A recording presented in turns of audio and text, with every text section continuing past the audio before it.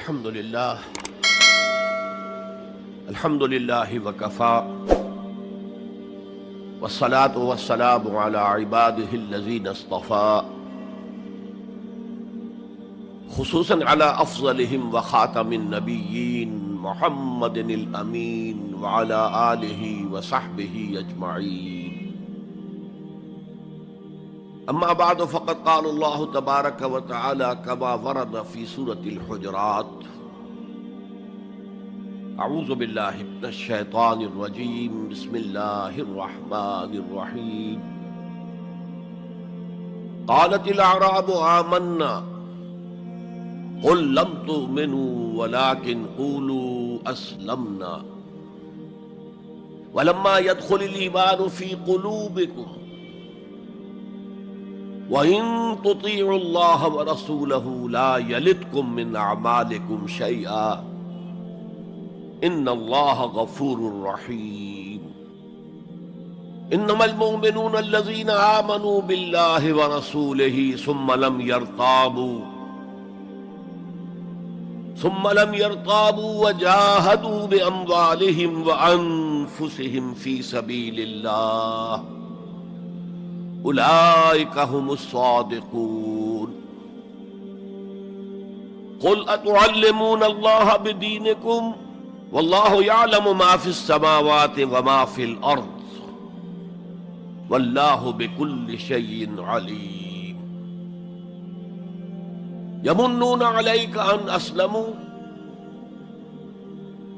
قل لا تمنوا علی اسلامکم بل اللہ یمن علیکم ان ہداکم للایمان ان کنتم صادقین. ان اللہ یعلم غیب السماوات والارض واللہ بصیر بما تعملون. وقال عز وجل كما ورد في سورة الصف: یا ایھا الذین آمنوا هل ادلکم علی تجارۃ تنجیکم من عذاب علیم تؤمنون باللہ ورسولہ وتجاہدون فی سبیل اللہ باموالکم وانفسکم ذالکم خیر لکم ان کنتم تعلمون. وقال عز وجل كما ورد في نفس السورة: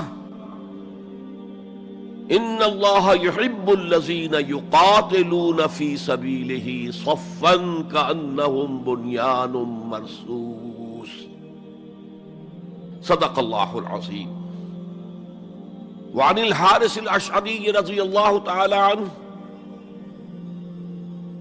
قال قال رسول اللہ صلی اللہ علیہ وسلم: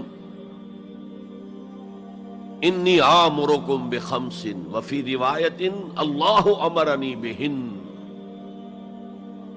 بالجماعت والسمع والطاعت والہجرت والجہاد فی سبیل اللہ.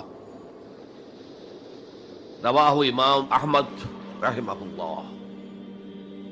رب اشرح لی صدری ویسر لی امری واحلل عقدۃ من لسانی یفقہوا قولی.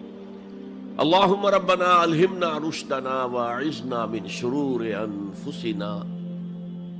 اللہم ارنا الحق حقا وارزقنا اتباعہ وارنا الباطل باطلا وارزقنا اجتنابہ. اللہم نور قلوبنا بالایمان واشرح صدورنا للاسلام. اللہم وفقنا ان نجاہد فی سبیلک باموالنا وانفسنا. اللہم ارزقنا شہادۃ فی سبیلک. آمین یا رب العالمین. معزز حاضرین اور محترم خواتین، السلام علیکم ورحمۃ اللہ وبرکاتہ. ہمارا جو آج کا موضوع ہے وہ عنوان ہی سے نظر آ رہا ہے کہ طوالت طلب ہے. ایمان، اسلام اور اللہ کی راہ میں جد و جہد. سب سے پہلی بات اس ضمن میں یہ سمجھنی چاہیے کہ قرآن مجید میں ایمان اور اسلام اور مومن اور مسلم تقریباً ہم معنی اور مترادف الفاظ کے طور پر استعمال ہوئے، اگرچہ ایمان کا زیادہ تعلق انسان کے باطن سے ہے، اس کے ذہن سے ہے، قلب سے ہے، اور اسلام کا زیادہ تعلق اس کے عمل سے ہے، تاہم جس شخص کے دل میں ایمان ہے اور عمل میں اسلام ہے، اسے آپ مومن کہیں یا مسلم کہیں کوئی فرق واقع نہیں ہوتا۔ Call the rose by any name, it will smell as sweet۔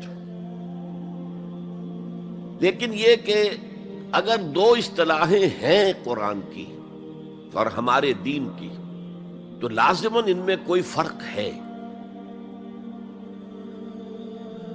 اور یہ جو آج ہم جس کا مطالعہ کر رہے ہیں، یہ مقام قرآن حکیم کا اہم ترین مقام ہے اس خاص مضمون کے اعتبار سے۔ یہ وضاحت میں نے اس لیے کر دی کہ خاص مضمون کے اعتبار سے کہ قرآن کا کوئی ایک لفظ بھی غیر اہم نہیں ہے، لیکن مختلف موضوعات کے اعتبار سے مختلف مقامات کو سب سے بڑھ کر اہمیت کا حامل قرار دیا جا سکتا ہے۔ تو خاص اس موضوع پر، ایمان اور اسلام کے فرق پر، یہ مقام قرآن حکیم کا اہم ترین مقام ہے۔ قالت الاعراب آمنا، یہ بدو لوگ کہہ رہے ہیں ہم ایمان لے آئے۔ قل لم تؤمنوا، اے نبی ان سے کہہ دیجئے تم ایمان ہرگز نہیں لائے ہو۔ شاید بعض حضرات سوچے یہ ہرگز کا لفظ تم نے کہاں سے ایڈ کر دیا؟ تو عربی میں فعل ماضی کی نفی کا ایک طریقہ یہ ہے کہ ماضی ہی کے صیغے پر ما کا اضافہ کر دے، ما آمنتم، تم ایمان نہیں لائے ہو۔ لیکن فعل مضارع سے قبل لم لایا جائے تو یہ ماضی کی نفی ہے انتہائی تاکیدی۔ لم تؤمنوا، ما آمنتم نہیں کہا، لم تؤمنوا، تم ہرگز ایمان نہیں لائے ہو۔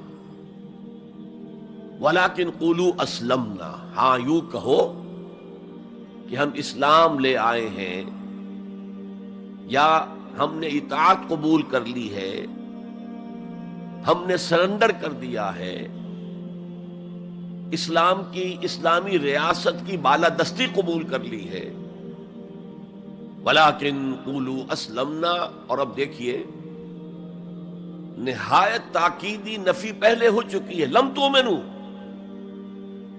پھر مزید تاکید ولما يدخل الایمان فی قلوبکم، ابھی تک ایمان تمہارے دلوں میں ہرگز داخل نہیں ہوا۔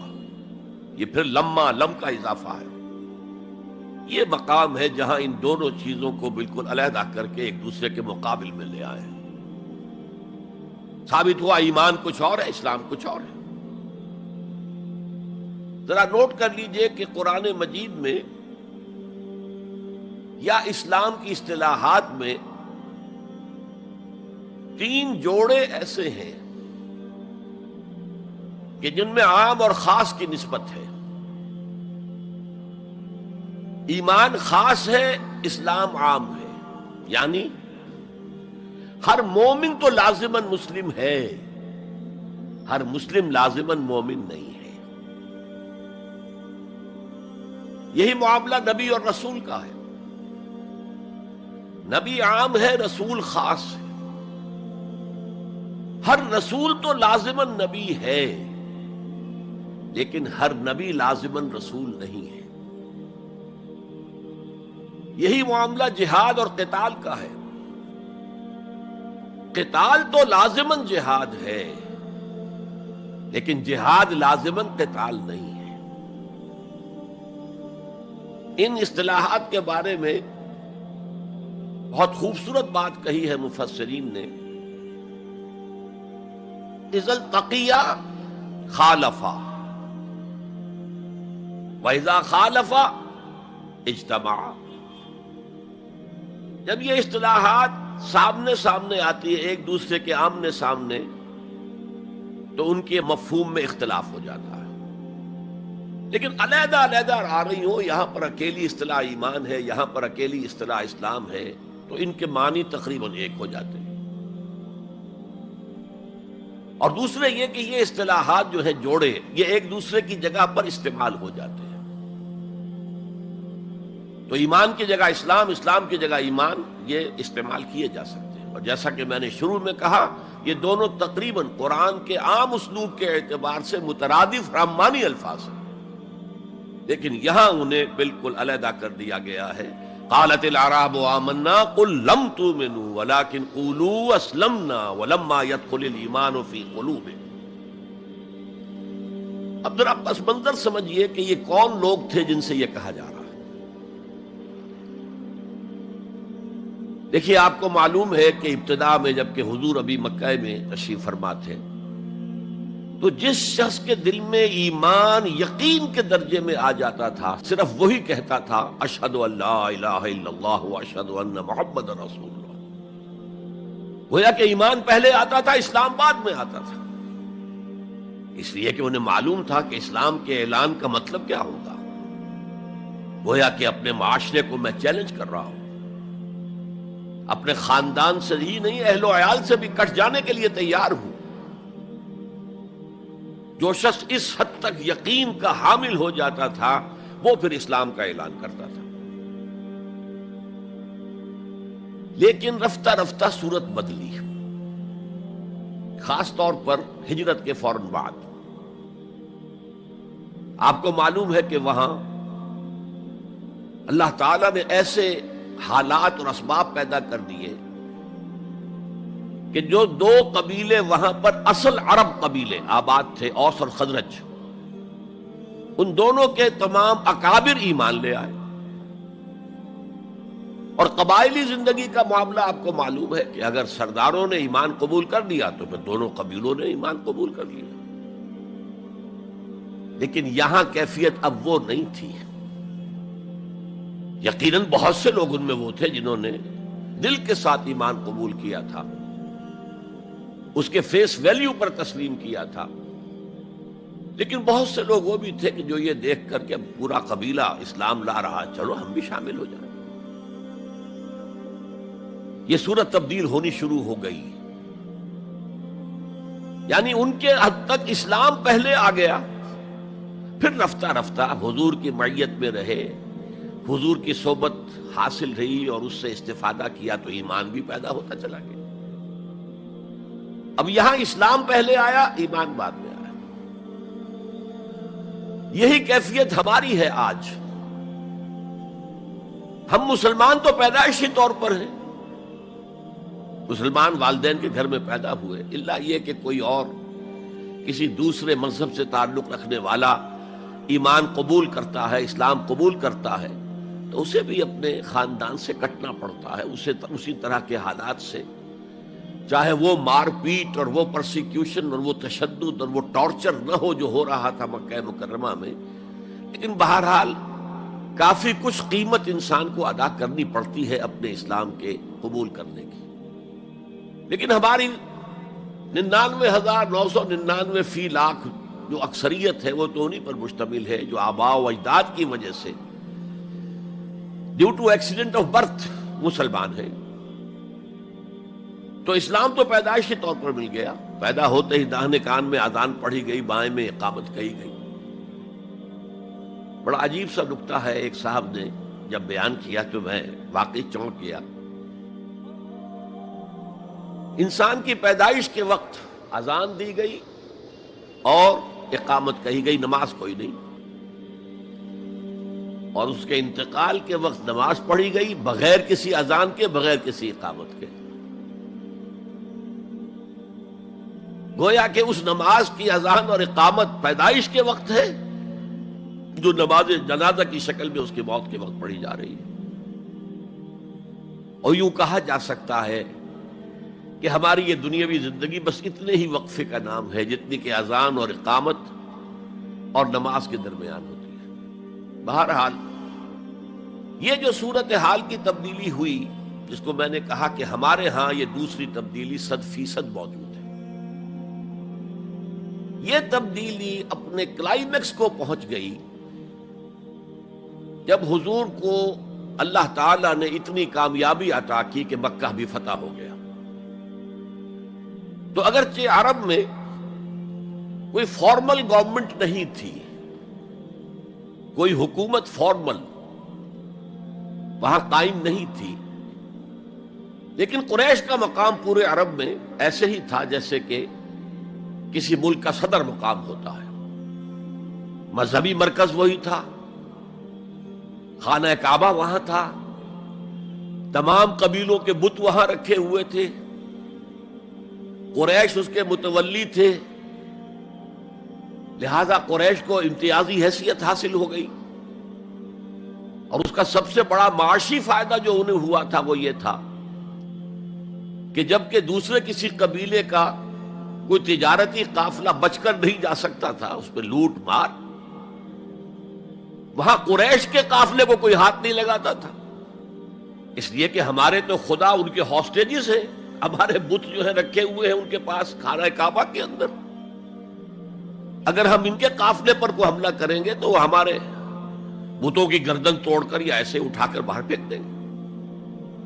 تو بہت بڑا سیاسی اور بہت بڑا معاشی فائدہ قریش کو تھا اس خانہ کعبہ کی وجہ سے، اور اس پر ایک پوری سورت ہے قرآن مجید کی، لإلاف قریش ایلافہم رحلۃ الشتاء والصیف فلیعبدوا رب ھذا البیت الذی اطعمہم من جوع وآمنہم من خوف۔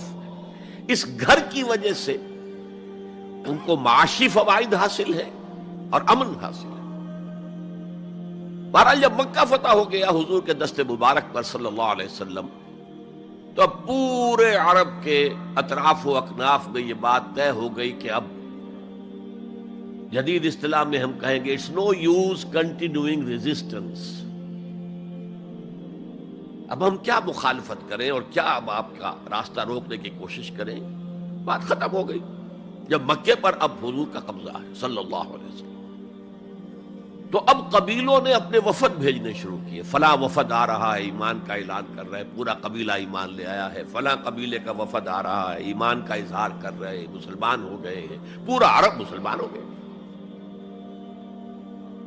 اب یہ لوگ جو ایمان لا رہے تھے، اور ایمان لانے کا مطلب کیا؟ صرف یہ کہہ دینا اشہد ان لا الہ الا اللہ واشہد ان محمد رسول اللہ صلی اللہ علیہ وسلم۔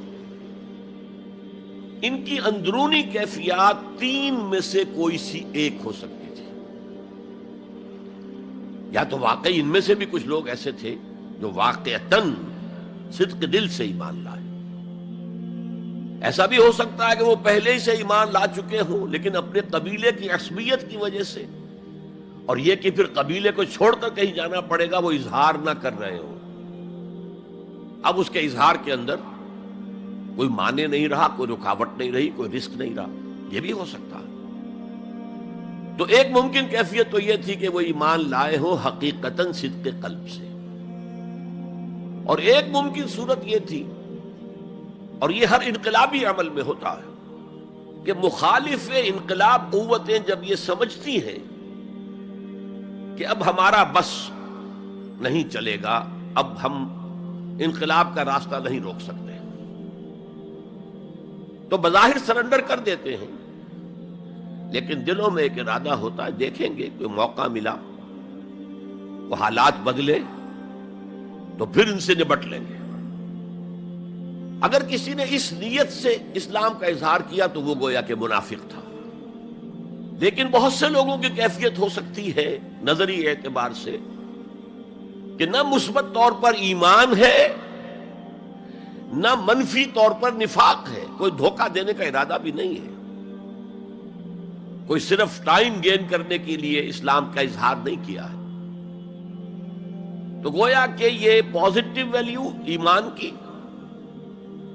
+1 +2 +3 +4 ایمان کے درجے ہیں، ایک عام آدمی کا ایمان ہے، ایک ابو بکر صدیق کا ایمان ہے، زمین و آسمان کا فرق ہے۔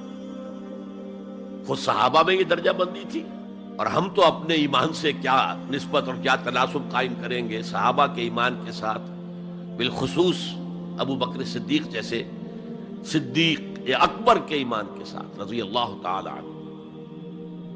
اسی طرح -1 -2 -3 -4 یہ منافقت کے درجے ہیں. کس درجے کا نفاق ہے, کس درجے میں ڈٹرمینیشن ہے کہ we have only to buy time, اب اس کے سوا چارہ نہیں ہے, اب ہم ریزسٹ نہیں کر سکتے, it's no use continuing resistance, سر جھکا لو and wait for some occasion, opportunity کہ پھر کھڑے ہو اور اس انقلاب کو انڈو کر دے, ختم کر دے. کاؤنٹر ریولوشنری موومنٹ جیسے کہ بالفعل ہوئی, جھوٹے نبی کھڑے ہو گئے, اور ایک مرحلہ تو ایسا آیا کہ معلوم ہوتا تھا کہ پورا عرب مرتد ہو گیا. جیسے وہ شکل تھی اذا جاء نصر اللہ والفتح ورأیت الناس يدخلون فی دین اللہ افواجا, اس کے بالکل برعکس پوزیشن ہو گئی, یخرجون من دین اللہ افواجا. اسلام جو ہے وہ صرف چند شہر جو ہیں حجاز کے ان تک محدود رہ گیا. ابن تیمیہ رحمۃ اللہ علیہ نے ایک عنوان قائم کیا ہے, اثبات الاسلام بغیر الایمان. اسلام کا اثبات, تسلیم کر لینا اسلام کو بغیر ایمان کے. اس آیت کے حوالے سے قالت الاعراب آمنا قل لم تؤمنوا ولكن قولوا اسلمنا ولما يدخل الايمان في قلوبكم. اب اگلا ٹکڑا اس آیت کا یہ ثابت کر رہا ہے کہ وہ منافق نہیں تھے. وَإِن تُطِيعُوا اللَّهَ وَرَسُولَهُ لَا يَلِدْكُم مِّنْ أَعْمَالِكُمْ شَيْئًا. اگر تم اللہ اور اس کے رسول کی اطاعت کرتے رہو, اس لیے کہ اسلام کے معنی یہ تو ہے, یہ تو لازماً کرنا ہوگا. وہ دور جو ہے آج کی طرح تو نہیں تھا کہ نماز نہ پڑھو تب بھی مسلمان, پڑھو تب بھی مسلمان, کروڑ پتی ہونے کے باوجود حج نہ کرو تب بھی مسلمان. تو یہ بات تو نہیں تھی اس وقت. تو یہ کہ اطاعت تو کرنی پڑتی تھی, اس لیے کہ اطاعت تو ظاہر ہو جاتی ہے, کوئی کر رہا ہے کون نہیں کر رہا ہے. ایک چھوٹی سی بستی مدینے کی, ان میں کون نماز پڑھ رہا ہے کون نہیں پڑھ رہا صاف واضح ہوتا تھا. لہذا منافقین کو بھی آ کر نماز پڑھنی پڑتی تھی, بلکہ جو رئیس المنافقین تھا وہ ہمیشہ پہلی صف میں ہوتا تھا. اور جب حضور صلی اللہ علیہ وسلم خطبہ دینے کے لیے کھڑے ہوتے تھے تو پہلے وہ کھڑا ہوتا تھا اور کہتا, لوگوں دیکھو ان کی بات توجہ سے سنو, یہ اللہ کے رسول ہیں. وہ اپنی اہمیت جتانے کی خاطر, اس لیے کہ یہ جو اوس اور خزرج کے دو قبیلے تھے, ان میں اوس کا قبیلہ چھوٹا تھا, خزرج کا بڑا تھا, اور اس کا سردار یہ تھا سب سے بڑا. اور اس کے لیے طے ہو چکا تھا, مدینے والے اس ضرورت کو محسوس کر رہے تھے کہ یہاں 5 قبیلے آباد ہیں, اور 2 تو قدیم عرب کے ہیں جو یمن سے آ کر آباد ہوئے, اوس اور خزرج, اور 3 عرب سے باہر سے آئے ہوئے ہیں یہودی قبائل, بنو قینقاع, بنو نذیر یا نذیر اور بنو قریظہ. اب 5 قبیلوں کا ایک شہر ہے, ہر قبیلے کا نظام تو اپنی جگہ مستحکم ہے, اس کا ایک سردار ہے اور اس کی بات قبیلے والوں کو ماننی ہے. لیکن ان 5 کے درمیان معاملات جو ہیں, کوئی آربیٹریٹر ہونا چاہیے, کوئی ایک ایسا ہونا چاہیے شخص کہ جس کی بات وہ 5 سنے اور مانے. اس لیے انہیں بادشاہ کی ضرورت محسوس ہوئی کہ کسی کو ہم اپنا بادشاہ بنا لیں. اور قرۂ فال بنام من دیوانہ زدند عبداللہ ابن ابی, اس کے بارے میں طے ہو گیا یہ ہمارا بادشاہ ہوگا. اس کے لیے تاج تیار ہو گیا سونے کا, تاج پوشی باقی تھی کہ حضور تشریف لے آئے بے تاج بادشاہ کی حیثیت سے. اس کے سارے خواب بکھر گئے. لہذا منافق اول بھی وہ اور رئیس المنافقین بھی وہ. ایمان تو وہ بھی لے آیا, اگرچہ لایا ذرا لیٹ غزوہ بدر کے بعد, لیکن یہ ہے کہ وہ ایمان لایا تھا اسی انداز کا کہ ابھی دیکھیں گے, ہوا دیکھو, ہوا کا رخ دیکھو, تیل دیکھو, تیل کی دھار دیکھو, کوئی حالت ایسی ہو جائے کہ پھر یہ معاملہ تلپٹ کر دیا جائے. تو یہاں کہا جا رہا ہے وَإِن تُطِيعُوا اللَّهَ وَرَسُولَهُ لَا يَلِدْكُم مِّنْ أَعْمَالِكُمْ شَيْئًا, جبکہ منافق کا کوئی عمل بھی قبول نہیں. لیکن یہاں فرمایا گیا کہ اگر تم اللہ اور اس کے رسول کی اطاعت کرتے رہو گے تو اللہ تعالیٰ تمہارے اعمال کے اجر و ثواب میں کوئی کمی نہیں کرے گا. دیکھیے اصولی اعتبار سے بات یہ ہے کہ ایمان کے بغیر کوئی عمل جو ہے قبول نہ ہو. یہاں ایمان کے بغیر نیکیوں کے اعمال کے قبولیت کا اعلان کیا جا رہا ہے.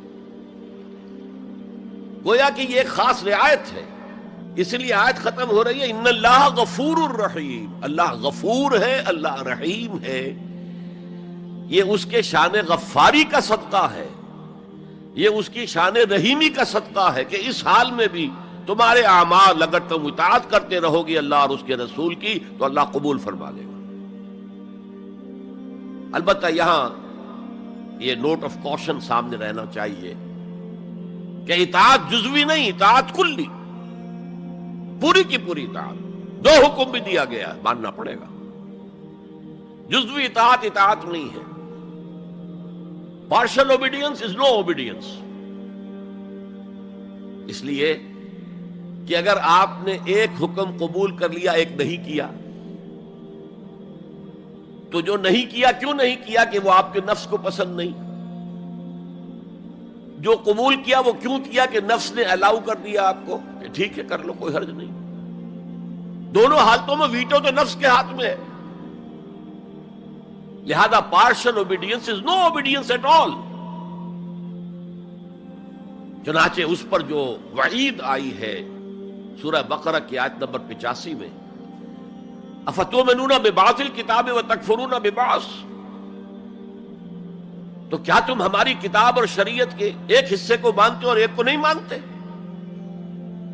فما جزاء من یفعل ذلک منکم، تو جو کوئی بھی تم میں سے یہ روش اختیار کرے گا اس کی کوئی سزا نہیں ہے الا خزی فی الحیات الدنیا، سوائے اس کے کہ دنیا کی زندگی میں ذلیل اور خوار کر دیے جائیں. وَيَوْمَ الْقِيَامَةِ يُرَدُّونَ إِلَىٰ أَشَدِّ الْعَذَابِ، اور قیامت کے دن شدید ترین عذاب میں جھونک دیے جائیں. وَاللَّهُ بِغَافِلٍ عَمَّا تَعْمَلُونَ، اور جو کچھ تم کر رہے ہو اللہ اس سے غافل نہیں ہے. تم اپنی ظاہری ٹیپ ٹاپ سے، اپنے داڑھیوں کے طول سے اللہ کو دھوکہ نہیں دے سکتے، اپنے عمروں اور حجوں کی تعداد سے اللہ کو دھوکہ نہیں دے سکتے. He sees you through and through. تمہارے باطن کو دیکھتا ہے، تمہارے دل کو دیکھتا ہے. اسے معلوم ہے کہ تم نے حج تو کیا، حرام کی کمائی سے کیا ہے. بہرحال یہ بڑی شدید وعید والی آیت ہے قرآن مجید میں کہ جس کا نقشہ ہماری نگاہوں کے سامنے آج دنیا میں مسلمانوں کی کیا وقت ہے، کیا حیثیت ہے. 1.25 ارب سے لے کر 1.5 ارب تک کی تعداد ہے جو آنکی جاتی ہے مسلمانوں کی دنیا میں. گویا کہ ہر چوتھا یا ہر 5واں انسان مسلمان ہے. کتنا بڑا رقبہ ان کے قدم و تلے ہے. ہر طرح کے وسائل اللہ نے مہیا کیے ہیں، معدنیات، نباتات. پھر جو آج کی سب سے بڑی دولت تیل، اس کے سب سے بڑے ذخیرے مسلمانوں کے قدموں تلے ہیں. اس سب کے باوجود عزت نام کی کوئی شے نہیں. بین الاقوامی معاملات میں کوئی ہم سے رائے لیتا ہی نہیں. کسٹمی پرسد کے بھیا کیستی تم ہو کون، تمہاری رائے کیا؟ G7 بیٹھیں گے، G9 بیٹھیں گے، G13 ہوں گے، G15 ہوں گے، وہ بیٹھ کر طے کریں گے.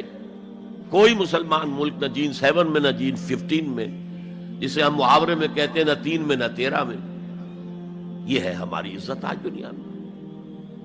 اکثر مسلمان ملکوں کی حکومتیں امریکہ کی جیب میں ہیں. یہ ہے ہماری حیثیت.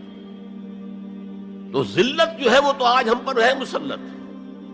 فما جزاء من يفعل ذلك منكم الا خزي في الحياة الدنيا ويوم القيامة. اب یہ قیامت کے دن کی بات جو اللہ فرما رہے ہیں، دعا ہی کی جا سکتی ہے کہ اللہ تعالیٰ اس سے بچا لے، کرم فرمائے، اپنی شان غفاری اور شان رحیمی سے ہمیں اس روز کی ذلت سے اور شدید ترین عذاب میں جھونک دیے جانے کی جو یہاں پر خبر سنائی جا رہی ہے، وعید سنائی جا رہی ہے، اللہ تعالیٰ اس سے بچا لے. تو اس آیت کو اب آپ سامنے رکھیے. البتہ ایک بات میں اور آپ سے عرض کر دوں کہ جو کیفیت اس آیت میں سامنے آئی ہے یہ مستقل نہیں رہ سکتی. اگر کوئی شخص واقعتاً چاہے آغاز میں اس کا دل پازیٹیولی ایمان سے خالی تھا، لیکن ساتھ ہی نیگیٹو نفاق سے بھی خالی تھا. کہہ سکتے ہیں زیرو لیول ہے، پلس ویلیوز اور مائنس ویلیوز کے درمیان زیرو آئے گا. تو باطن کے اعتبار سے چاہے وہ زیرو لیول پر تھا، لیکن اگر وہ اطاعت کرتا رہا، نماز پڑھتا رہا، روزہ رکھتا رہا، زکوٰۃ دیتا رہا، حرام چیزوں سے بچتا رہا، فرائض ادا کرتا رہا، تو اس سے لازماً ایمان پیدا ہو جائے گا اس کے دلوں میں. اس لیے کہ یہ دو طرفہ پروسیس ہے، بائی لیٹرل. ایمان سے عمل پیدا ہوتا، عمل سے ایمان پیدا ہوتا. عمل انسان جب کرتا ہے، اللہ کی راہ میں قربانیاں دیتا ہے، زادتہم ایمانا، ان کے ایمان میں اضافہ ہو گیا. اچھا، اب یہ ہے پس منظر ایمان اور اسلام کا فرق. اب اس کے حوالے سے یہ بھی، اس سے پہلے اگرچہ میں اشارے کر چکا ہوں، اسلام کی جو تعریف کی گئی ہے، متفق علیہ روایت ہے حضرت عبداللہ ابن عمر سے رضی اللہ تعالی عنہما، بنی الاسلام علی خمس، اسلام کی عمارت 5 چیزوں پر قائم ہے.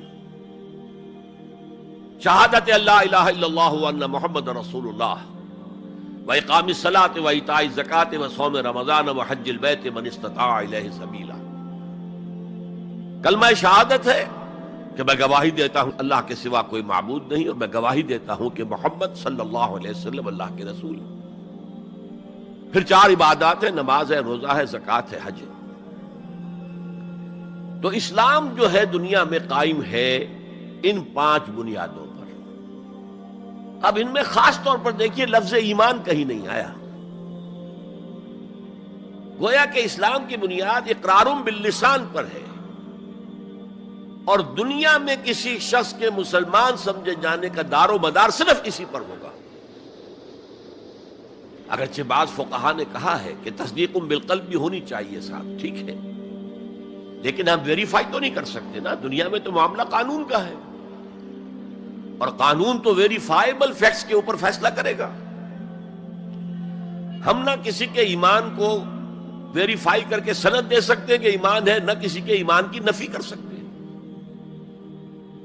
تو دنیا میں معاملہ سارا اسلام پر ہے. ایک مسلمان اسلامی ریاست کا مکمل شہری ہے، ایک مسلمان معاشرے کا مکمل ایک رکن ہے.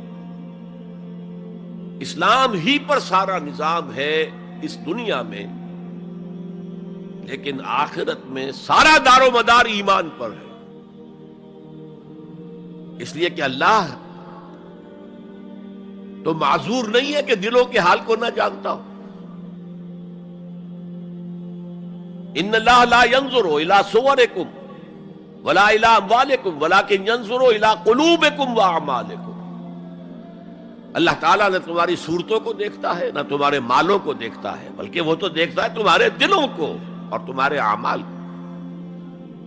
امام بخاری رحمت اللہ علیہ کا موقف کہ ایمان میں عمل بھی شامل ہے انٹیگرل پارٹ کی حیثیت سے، یہ حقیقی ایمان کے اعتبار سے 100% درست ہے. دل میں یقین ہوگا تو کیسے عمل اس کے خلاف ہو جائے گا. لیکن لیگل اور کانسٹیٹیوشنل لیول پر، جسے ہم اسلام کہیں گے، عمل علیحدہ ہے، ایمان علیحدہ ہے. اور ایمان حقیقی گھٹتا بھی ہے، بڑھتا بھی ہے. زادتہم ایمانا وما زادہم الا ایمانا وتسلیما، سورہ احزاب میں فرمایا کہ وہ جو 12,000 کا لشکر آ گیا تھا اور ایک شدید صورت پیدا ہو گئی تھی، اور محسوس ہوتا تھا perhaps this is the end، جیسے کہ ایک چراغ جل رہا ہے میدان میں رکھا ہوا اور جھکڑ چل رہا ہے بجھانے کے لیے. تو منافقین کا نفاق ان کی زبانوں پر آ گیا. ما وعدنا اللہ ورسولہ الا غرورا، ہم سے اللہ اور اس کے رسول نے جو وعدے کیے تھے وہ سب جھوٹے ثابت ہوئے. ہم سے کہا گیا تھا قیصر و کسریٰ کے خزانے تمہارے قدموں میں ہوں گے، اور آج کیا ہے، ہم رفع حاجت کے لیے باہر نہیں جا سکتے. تو منافقین کے اندر کا روگ جو تھا وہ ان کی زبانوں پر آ گیا. اور اہل ایمان کا معاملہ کیا ہوا؟ انہوں نے جب دیکھا لما راول احزاب قالوا ھذا ما وعدنا اللہ ورسولہ، انہوں نے کہا یہی تو ہے جس کا ہم سے اللہ اور اس کے رسول نے وعدہ کیا تھا. یہ آیت تو سورہ بقرہ میں نازل ہو چکی تھی. وَلَنَبْلُوَنَّكُمْ بِشَيْءٍ مِّنَ الْخَوْفِ وَالْجُوعِ وَنَقْصٍ مِّنَ الْأَمْوَالِ وَالْأَنفُسِ وَالثَّمَرَاتِ وَبَشِّرِ الصَّابِرِينَ، ہم لازماً آزمائیں گے تمہیں، لازماً آزمائیں گے، خوف سے، بھوک سے، فقر و فاقے سے، جان اور مال اور ثمرات کے ضیاع سے اور زیاں سے۔ فصل تیار کھڑی ہے اور عین وقت آ گیا ہے جنگ کا، اور وقت پر فصل کھجور کی اتاری نہ گئی تو تباہ ہو جائے گی، لیکن نہیں، نکلنا ہے۔ یہی معاملہ تھا جو کہ تبوک کے موقع پر ہوا ہے۔ قحط کی کیفیت تھی اور اب فصل تیار تھی، اب ساری امیدیں اس فصل پر تھی، کھجور کی، لیکن ظاہر ہے کہ کھجور کی فصل اتارنا کوئی عام خواتین کا کام تو نہیں ہے، لیکن مردوں سے کہا جا رہا نکلو اللہ کی راہ میں، سب کے سب۔ پہلی مرتبہ نفیر عام تھی، ہر صاحب ایمان نکلے، تو ایک بہت بڑی آزمائش۔ تو جو راسخ الایمان تھے، صادق الایمان تھے، ان کا رد عمل سچویشن ایک ہی ہے۔ منافقین کہہ رہے ہیں ما وعدنا اللہ ورسولہ الا غرورا، ہمیں تو اللہ اور اس کے رسول نے سبز باغ دکھا کر بروا دیا، اور اہل ایمان کہہ رہے ہیں ھذا ما وعدنا اللہ ورسولہ وصدق اللہ ورسولہ وما زادہم الا ایمانا وتسلیما، اور ان میں نہیں کوئی شے بڑی مگر ایمان اور تسلیم کے۔ جبکہ وہ جو ایک کانسٹیٹیوشنل ایمان ہے وہ ایک جامد شے ہے، it's a legal status that you get as a Muslim, تو یہ اسٹیٹس نہ گھٹتا ہے نہ بڑھتا ہے۔ یہ نہیں ہو سکتا کہ ایک باپ کے اگر دو بیٹے ہیں اور ایک متقی ہے، زاہد ہے، عابد ہے، تہجد گزار ہے، دوسرا فاسق و فاجر ہے، تو وراثت میں اس تہجد گزار کو زیادہ حصہ ملے اور دوسرے کو جو ہے وہ کم ملے، نہیں، ایکول۔ المسلم کفو لکل مسلم، تمام مسلمان آپس میں جہاں تک ان کے لیگل اور پولیٹیکل حقوق کا تعلق ہے برابر۔ تو یہ فرق ہے ایمان اور اسلام میں۔ البتہ یہ میں آپ کو بتا چکا ہوں کہ یہ بھی ہو سکتا ہے کہ اسلام پہلے آئے، ایمان بعد میں آئے۔ ہم میں سے جب بھی اللہ تعالیٰ کسی کو نصیب فرما دے حقیقی ایمان، یقین والا ایمان، جیسے میں نے دعا کی اللہم نور قلوبنا بالایمان، اے اللہ ہمارے دلوں کو منور کر دے، روشن کر دے ایمان کے ساتھ، نور ایمان سے جگمگا اٹھے ہمارا دل، واشرح صدورنا للاسلام، اور ہمارے سینوں کو کھول دے اسلام کے لیے، اسلام کی ہر شے ہمیں حسین نظر آئے۔ حضور صلی اللہ علیہ وسلم کی حیات طیبہ کے آخری ایام میں یہ واقعہ پیش آیا کہ حضور مسجد نبوی میں تشریف فرما ہے، مجمع موجود ہے، اچانک ایک شخص ظاہر ہوتا، شدید و بیاض ثیاب، شدید و سواد شعر، اس کا لباس انتہائی سفید صاف، کوئی اس پر دھبا نہیں، داغ نہیں، میل نہیں، بال انتہائی سیاہ چمکدار، گرد آلود نہیں، ولا یعرفہ احد منا، اور ہم میں سے اسے کوئی پہچانتا بھی نہیں تھا۔ کسی بھی ریت سے، خاک سے بالکل آلودہ ہوئے بغیر بال ہیں، تو شاید یہ مدینے کا رہنے والا ہو، تو مدینے والوں میں سے کوئی تو ہوتا کہ جو اس کو جانتا پہچانتا، کوئی نہ کوئی تو گریٹ کرتا اس کو مجمع میں، آؤ آؤ ادھر آ جاؤ، میرے پاس آ جاؤ، کوئی نہیں۔ اور اگر براہ راست باہر سفر سے آ رہا ہے تو کچھ گرد آلود بال ہوتے، کچھ کپڑے میلے کچیلے ہوتے، تو لوگ حیران تھے۔ اور مزید یہ کہ اس نے سیدھا تیر کی طرح مجمع کو چیرتا ہوا حضور کے عین سامنے جا کر بیٹھ گیا۔ اب لوگ حیران ہیں، یہ ہے کون؟ اس کی یہ جرت، یہ جسارت، اور اس طرح دو زانو بیٹھا کہ حضور کے گھٹنوں کے ساتھ اپنے گھٹنے جوڑ دیے اور حضور کی رانوں پر اپنے دونوں ہاتھ رکھ دیے۔ اب سوال کیا، یا محمد اخبرنی عن الاسلام، اے محمد مجھے بتاؤ اسلام کیا ہے؟ حضور نے فرمایا وہی جو میں ابھی آپ کو حدیث سنا چکا ہوں، الاسلام ان تشہد اللہ الہ الا اللہ وان انا رسول اللہ وان تقیم الصلاۃ وتؤتی الزکاۃ وتصوم رمضان وتحج البیت ان استطعت الیہ سبیلا۔ پھر کہا اخبرنی عن الایمان۔ لیکن یہ کہ ان روایتوں میں بھی اس کو روایت کرنے والے بہت سے صحابہ ہیں، عبداللہ ابن عمر بھی ہیں، حضرت عمر خود بھی ہیں رضی اللہ تعالی عنہما، ابو ہریرہ بھی ہے، عبداللہ ابن مسعود بھی ہیں. چونکہ ایک مجمع میں واقعہ ہو رہا تھا نا، تو مجمع کے اندر تو بہت سے لوگ سن رہے ہیں. اگرچہ جیسے آج بھی ہوگا کہ میں جو بات کہہ رہا ہوں، آپ میں سے بہت سے حضرات میری ساری بات سن کر اگر کہیں جا کر رپورٹ کریں گے تو ان کی باتوں میں اختلاف ہو جائے گا. لہذا اس حدیث کی روایت میں اختلاف ہے. بعض روایت تو یہ ہے کہ پہلے پوچھا اخبرنی علی الایمان، پھر پوچھا اخبرنی علی الاحسان یا علی الاسلام. اور یہ جو حضرت عمر کی روایت ہے اس میں ہے سب سے پہلے آپ نے پوچھا اخبرنی عن الاسلام، پھر دوسرا سوال آیا اخبرنی عن الایمان. اچھا، اس کے بعد ایک دو سوال اور بھی کیے، اب میں تفصیل میں نہیں جا سکتا. پھر وہ شخص چلا گیا. حضور نے کہا ذرا اس کو بلانا واپس، تو دیکھا تو کہیں بھی نہیں، زمین کھا گئی، آسمان اچک کر لے گیا، اللہ جانے. تب حضور نے فرمایا اوہ یہ جبرائیل تھے جو تمہیں تمہارا دین سکھانے آئے تھے. یعلمکم دینکم اذ لم تسألوہ، جبکہ تم نے اس کے بارے میں سوال نہیں کیا. اور یہ پہلی بار ہے کہ میں جبرائیل کو پہچان نہیں سکا. انسانی شکل میں وہ آئے اور میں پہچان نہیں پایا، ورنہ اکثر حضرت دہیہ کلبی کی شکل میں آتے تھے انسانی صورت میں. جب بھی حضرت جبرائیل آتے تھے، حضرت دہیہ کلبی جو ہے وہ بہت ہی حسین جوان رانا، ان کی شکل میں آتے تھے. بہرحال یہ اتنا اہم مسئلہ ہے کہ اس کو کلیئر کرنے کے لیے کہ دودھ کا دودھ پانی کا پانی علیحدہ ہو جائے. ایمان کیا ہے، اسلام کیا ہے؟ دنیا کا نظام اسلام پر ہے، ایمان پر نہیں ہے. آخرت کا معاملہ ایمان پر ہے، اسلام پر نہیں ہے. کوئی شخص مسلمانوں کا بہت بڑا قائد ہو، بہت بڑا لیڈر ہو، لیکن ہو سکتا ہے آخرت میں زیرو ہو. میں حدیث سنا چکا ہوں آپ کو.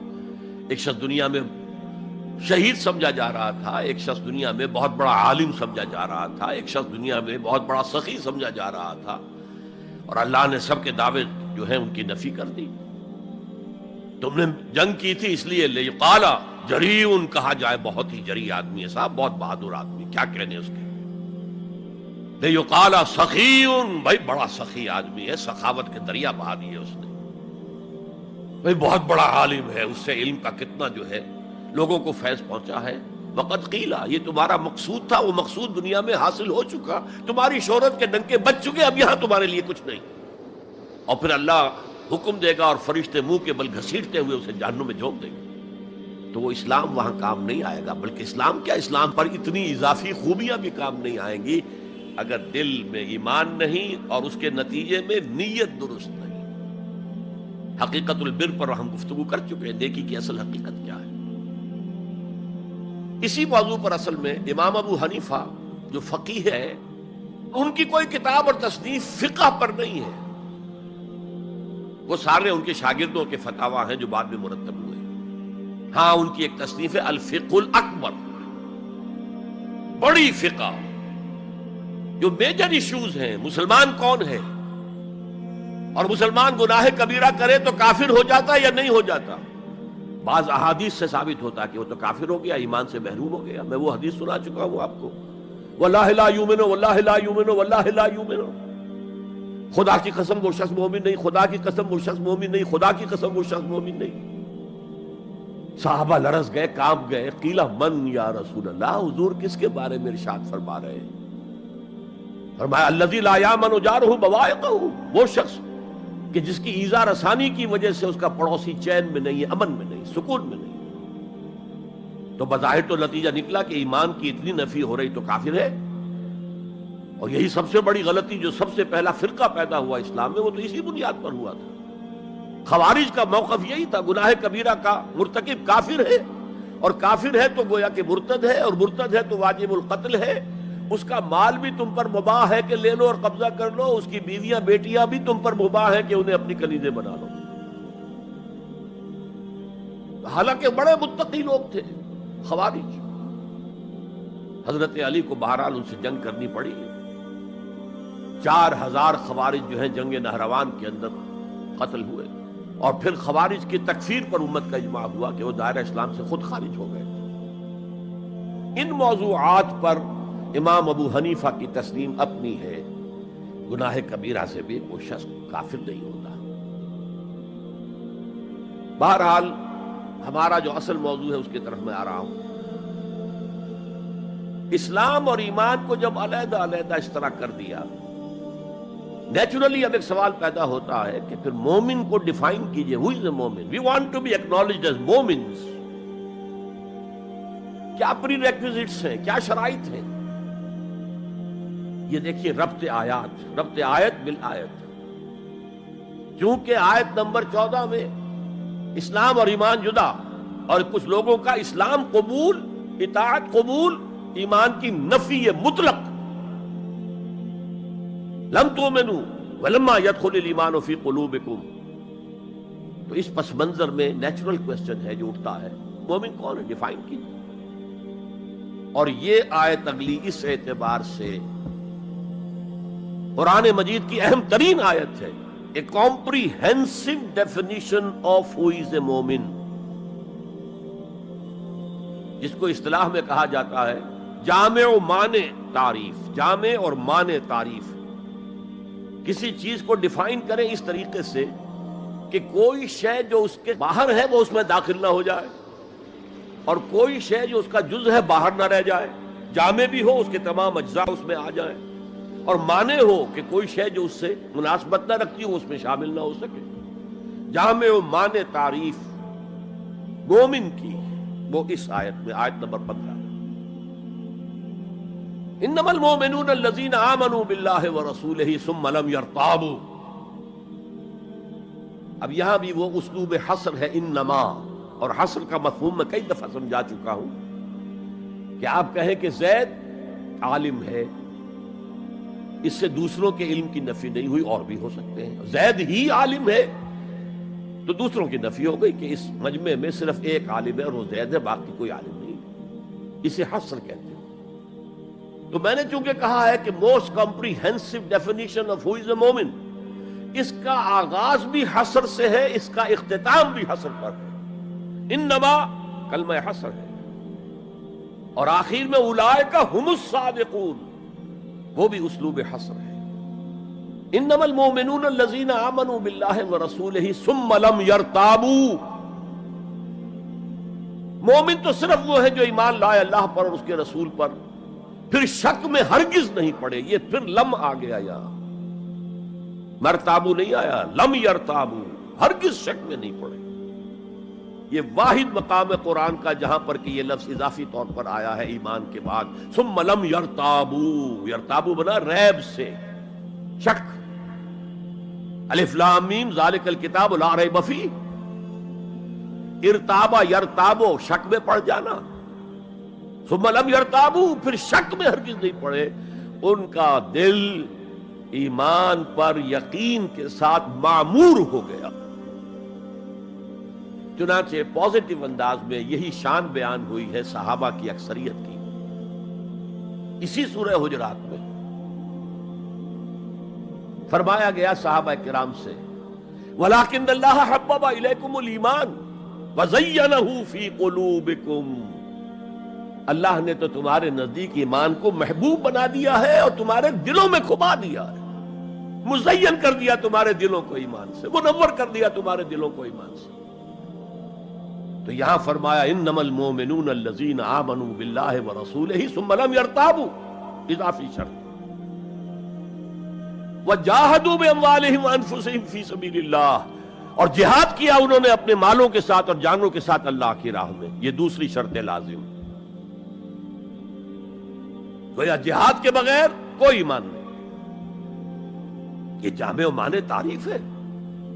اولئک ھم الصادقون، صرف یہ لوگ سچے ہیں. یہ اگر دعویٰ کریں آمنا تو ٹھیک ہے، ان کا دعویٰ صحیح ہے، درست ہے، لیکن یہ دو پری ریکوزٹس پورے کرنے ہوں گے. اب اس کو میں سمجھانے کے لیے کہا کرتا ہوں کہ دیکھیے یہ 5 ارکان تو اسلام کے ہو گئے، کلمہ شہادت، نماز، روزہ، حج، زکوٰۃ. اس میں جب حقیقی ایمان دلوں میں اتر جائے گا تو ایک تو رکن یہاں اضافی ہو جائے گا، یقین قلب. صرف گواہی نہیں، صرف وربل اٹیسٹیشن نہیں، یقین قلب بھی. اور دوسرا عمل میں آ جائے گا جہاد فی سبیل اللہ. وہ پانچوں ارکان قائم رہیں گے. اسلام عام ہے، ایمان خاص ہے، تو اسلام کے 5 ارکان تو ہیں موجود، وہ تو شامل رہیں گے. اگرچہ ظاہر بات ہے جب دل میں یقین پیدا ہو جائے گا تو اب نماز کی شان کچھ اور ہوگی. ایک ہے چھدا اتارا جا رہا ہے، بس نماز ایک فقہی جو ہے وہ ہم نے ادا کر دی ہے، جس کو کہا گیا ہے کہ جیسے مرغا ٹھونگے مارتا ہے ایسے سجدے کیے ہیں اور گئے. ایک نماز وہ ہوگی جسے حضور نے کہا الصلاۃ معراج المومنین.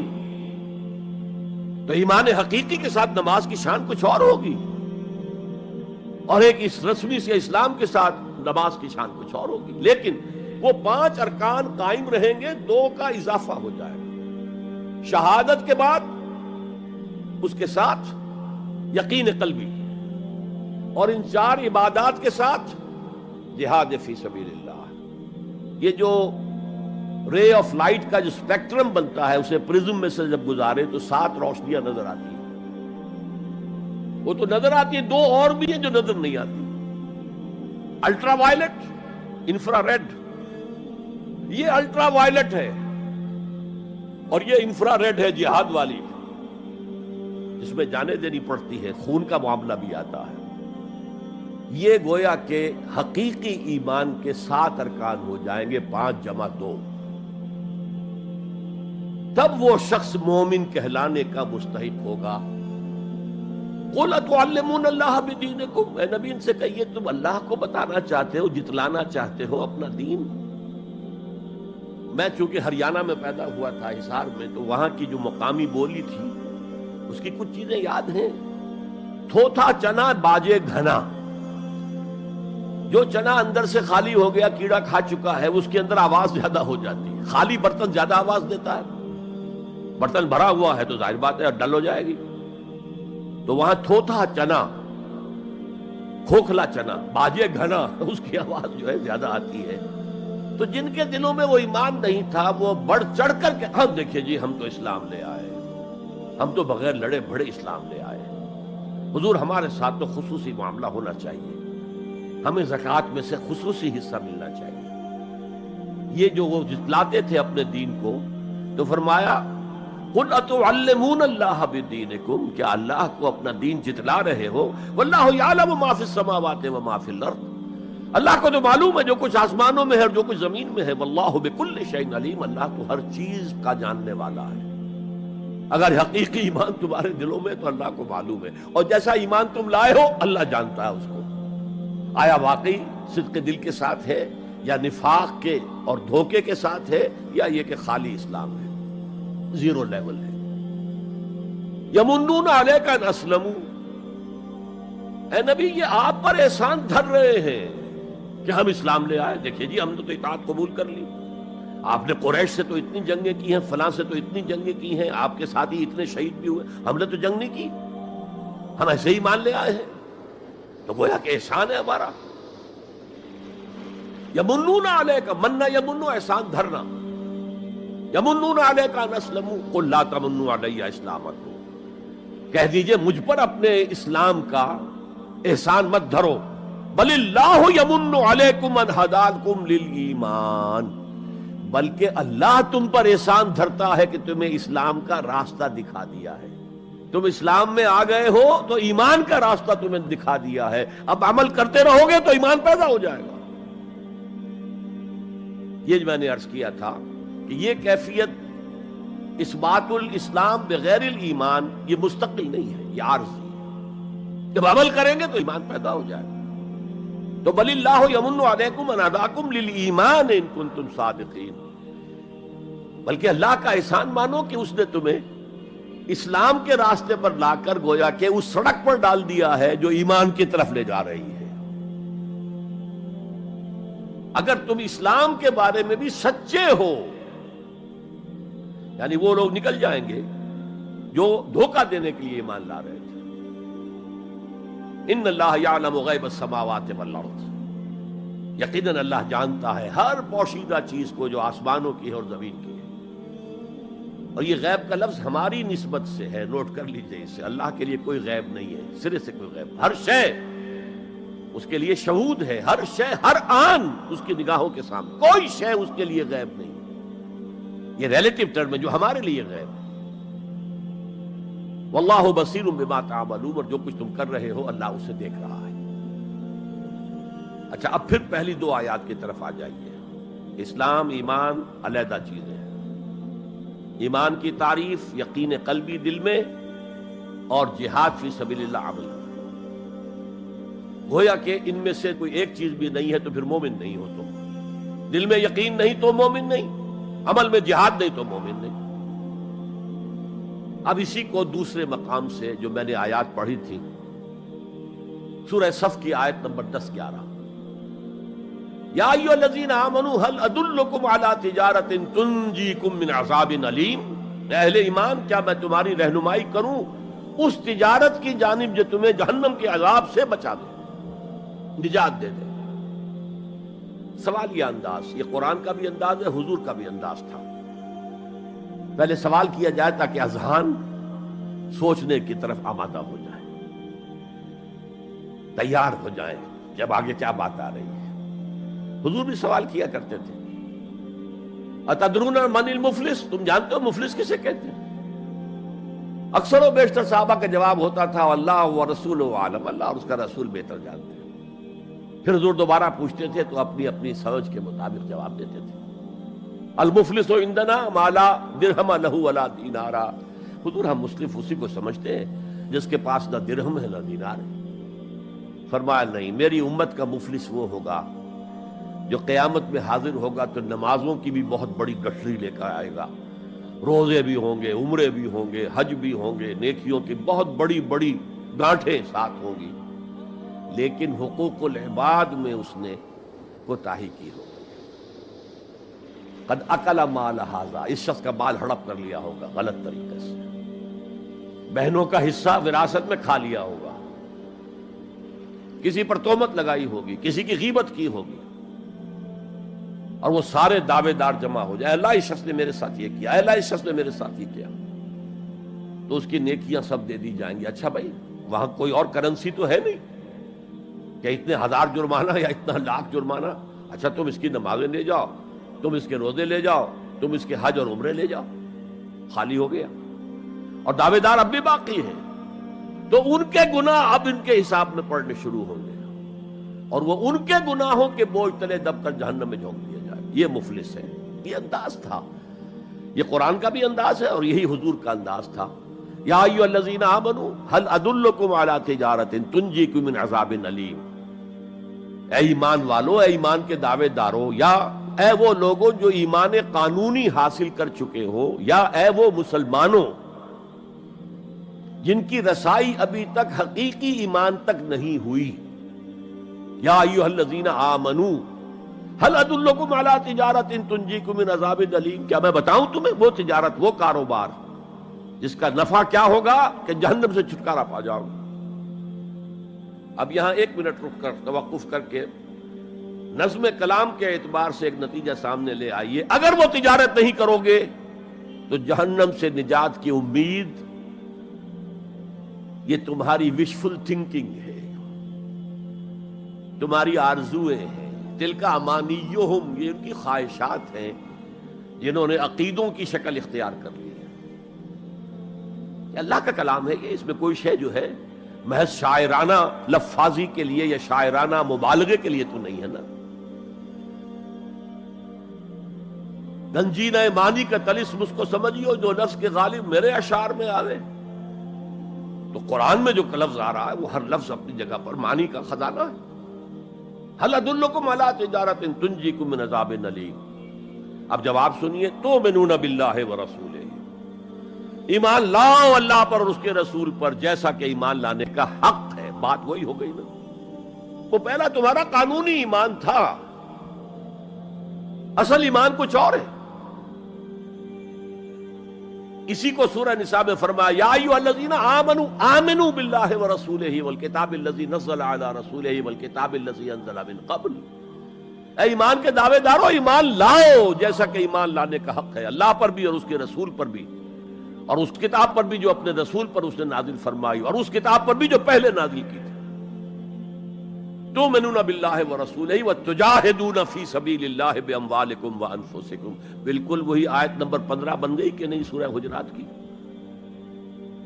ایمان لاؤ اللہ پر، اس کے رسول پر، یا ایمان رکھو اللہ پر اس کے رسول پر جیسے کہ ایمان کا حق ہے، اور جہاد کرو اللہ کی راہ میں اپنی جانوں اور مالوں کے ساتھ. تؤمنون باللہ ورسولہ وتجاہدون فی سبیل اللہ باموالکم وانفسکم ذالکم خیر لکم ان کنتم تعلمون. یہی تمہارے حق میں بہتر ہے اگر تم سمجھو. اگرچہ بظاہر تو گھاٹے کا سودا ہے دنیاوی اعتبار سے، اللہ کی راہ میں جہاد کرنا جان کا اندیشہ، قتال کے لیے نکلنا جان کا، جو اگر بچ کے آ گئے تو ایک نئی زندگی سمجھیے، ورنہ انسان میدان جنگ میں جاتا ہے تو جان ہتھیلی پر رکھ کر جاتا ہے. مال مانگا جا رہا ہے اللہ کی راہ میں، مال دے کر دنیا میں تو بہرحال دولت کی کمی کا احساس ہوتا ہے نا.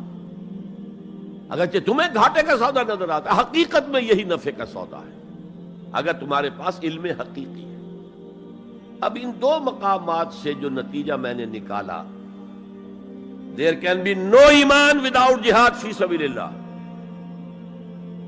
There can be no salvation on the day of judgment without jihad فی سبیل اللہ. کس قدر اہم ہے جہاد فی سبیل اللہ کو اب سمجھنا، اس کے تقاضوں کو جاننا، اس کی شرائط کا فہم حاصل کرنا. اس ضمن میں جو دنیا میں آج غلط فہمیاں پھیلی ہوئی ہیں اور زبردستی پھیلائی بھی جا رہی ہیں جان بوجھ کر، اس کا اصل سبب ہم خود ہیں. ہماری بہت بڑی غلطی ہوئی کہ ہم نے جہاد اور قتال کو ہم مانی قرار دے دیا. یہ بھی جوڑا وہی ہے، عام اور خاص، لیکن جہاد اور قتال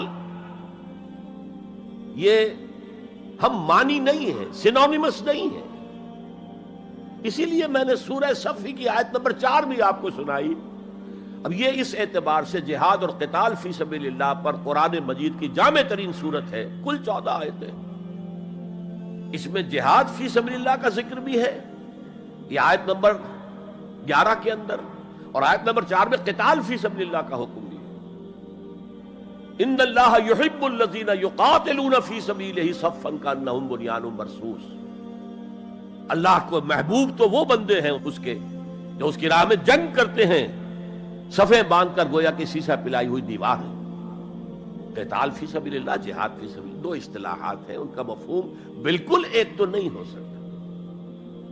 ہمارے ہاں ان دونوں کو مترادف قرار دے دیا. اس کے نتائج کیا نکلے؟ قتال ہر وقت تو ہوتا ہی نہیں، لہذا جہاد ثانوی شے ہو گیا، اس کی اہمیت ہی نہیں رہی ہے. وہ جو بیک برنر کی جگہ ہوتی ہے وہاں رکھ دیا گیا. بعض لوگوں نے ایک اور غلطی کی اس کے برعکس، جہاد کی اہمیت کے پیش نظر انہوں نے اسے ارکان اسلام میں داخل کر دیا. یہ بہت بڑی جسارت ہے، اس لیے کہ متفقون علیہ حدیث حضرت عبداللہ ابن عمر سے میں سنا چکا ہوں 5 ارکان اسلام کے، اور حدیث جبرائیل میں اسلام کی ڈیفینیشن وہی 5 چیزیں، 6ٹھی چیز داخل کرنے کا کسی کو حق نہیں. ارکان اسلام میں جہاد فی سبیل اللہ شامل ہے، ارکان ایمان میں شامل ہے. There can be no ایمان without جہاد فی سبیل اللہ، and there can be no salvation. نجات کا کوئی امکان نہیں ہے اگر جہاد فی سبیل اللہ. ہم نے مترادف بنا کر ایک طرف تو سیکنڈری حیثیت دے دی اس کو، اور اس سے ستم بالائے ستم مسلمان جنگ کرے وہ جہاد فی سبیل اللہ ہے. مسلمان بادشاہ ہے، زانی ہے، شرابی ہے، بدماش ہے، عیاش ہے، اور وہ صرف کسی اپنے پڑوسی غیر مسلم ملک پر حملہ کر رہا ہے تاکہ اس کی ریونیوز بڑھ جائیں، اس کی آمدنی بڑھ جائے، اس کی عیاشیوں کا میں اضافہ ہو جائے، وہ اور زیادہ بڑے محل بنائے، تو اس کی جنگ جہاد فی سبیل اللہ ہوگی. ہم نے بدنام کیا جہاد فی سبیل اللہ. اب غیر مسلم تو یہ سب کچھ دیکھتے ہیں، جہاد کسے کہتے ہیں؟ اسی کے اعتبار سے پھر مفہوم ان کے سامنے آتا. یہ مغالطہ ہم نے ڈالا، اس کے نتائج آج ہم بھگت رہے ہیں. اب سمجھیے مثبت طور پر جہاد فی سبیل اللہ ہے کیا، اس کے مراحل کیا ہیں. ایک 9 سٹوریڈ بلڈنگ کا آپ تصور کریں گے جس کی اس نویں منزل پر جا کر قتال آئے گا، اس سے پہلے نہیں۔ لیکن اس سے بھی پہلے لفظی معنی کیا ہے جہاد کے؟ جہاد کا لفظ بنا جوہد سے، جوہد کے معنی کوشش، جد و جہد اردو میں ہم بولتے ہیں، اور آج کے عنوان میں بھی جد و جہد ہی کا لفظ استعمال ہوا ہے۔ لیکن جیسا کہ میں نے کہا تھا، مختلف ابواب میں آنے سے معنی بدلتے ہیں۔ جہاد یا مجاہدہ، جوہد یک طرفہ ہے، کوشش، کسی کام کے لیے آپ کوشش کر رہے ہیں، to exert yourself for something, for some objective. لیکن جہاد یا مجاہدہ بنے گا جبکہ دو افراد ایک دوسرے کے مقابلے میں آ کر کوشش کر رہے ہیں، رسا کشی ہو رہی ہے۔ لہذا کوشش اور کشاکش، اس میں جو فرق ہے، رسا کشی، ایک ٹیم ادھر ہے ایک ادھر ہے، وہ رسے کو ادھر کھینچ رہی ہے وہ ادھر کھینچ رہی ہے، یہ دو طرفہ عمل ہے، جہاد یا مجاہدہ۔ اسی طریقے سے قتل اور مقاتلہ یا قتال،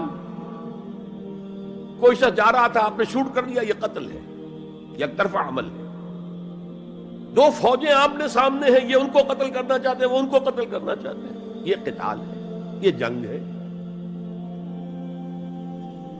یا مقاتلہ ہے۔ دونوں مصدر ہیں یہ، جوہد، کوشش۔ اچھا انگریزی میں آپ کیا کہیں گے؟ To strive for something, کسی چیز کے لیے کوشش کرنا۔ اور جہاد کیا ہوگا؟ To struggle against something, وہ اگینسٹ ہوگا، اسٹرگل، محنت۔ اس فرق کو ذہن میں رکھیے، جوہد کوشش، ٹو اسٹرائیو کوشش کرنا، جہاد کشاکش، کھینچ تان، جہاں جوہد کے مقابلے میں آ جائے، وہ اس کو ناکام کرنے کی کوشش کرے، یہ اس کو ناکام کرنے کی کوشش کرے۔ ایک ویکنسی ڈکلیئر ہوئی ہے، اب آپ پورا زور لگا رہے ہیں، جو سفارش ہو سکے، جو کچھ ہو سکے کسی طریقے سے مجھے ملے، ایک اور شخص بھی زور لگا رہا ہے، یہ آپ کا جہاد ہو رہا ہے۔ اور قتل یک طرفہ عمل ہے، قتال جنگ ہے، دو طرفہ۔ اب دیکھیے یہ جو جہاد ہے یہ اس کائنات کی سب سے بڑی حقیقت ہے۔ Every living organism on this planet is continuously in jihad. آپ خود کہتے ہیں struggle for existence، مقابلہ نہیں ہوتا اس میں۔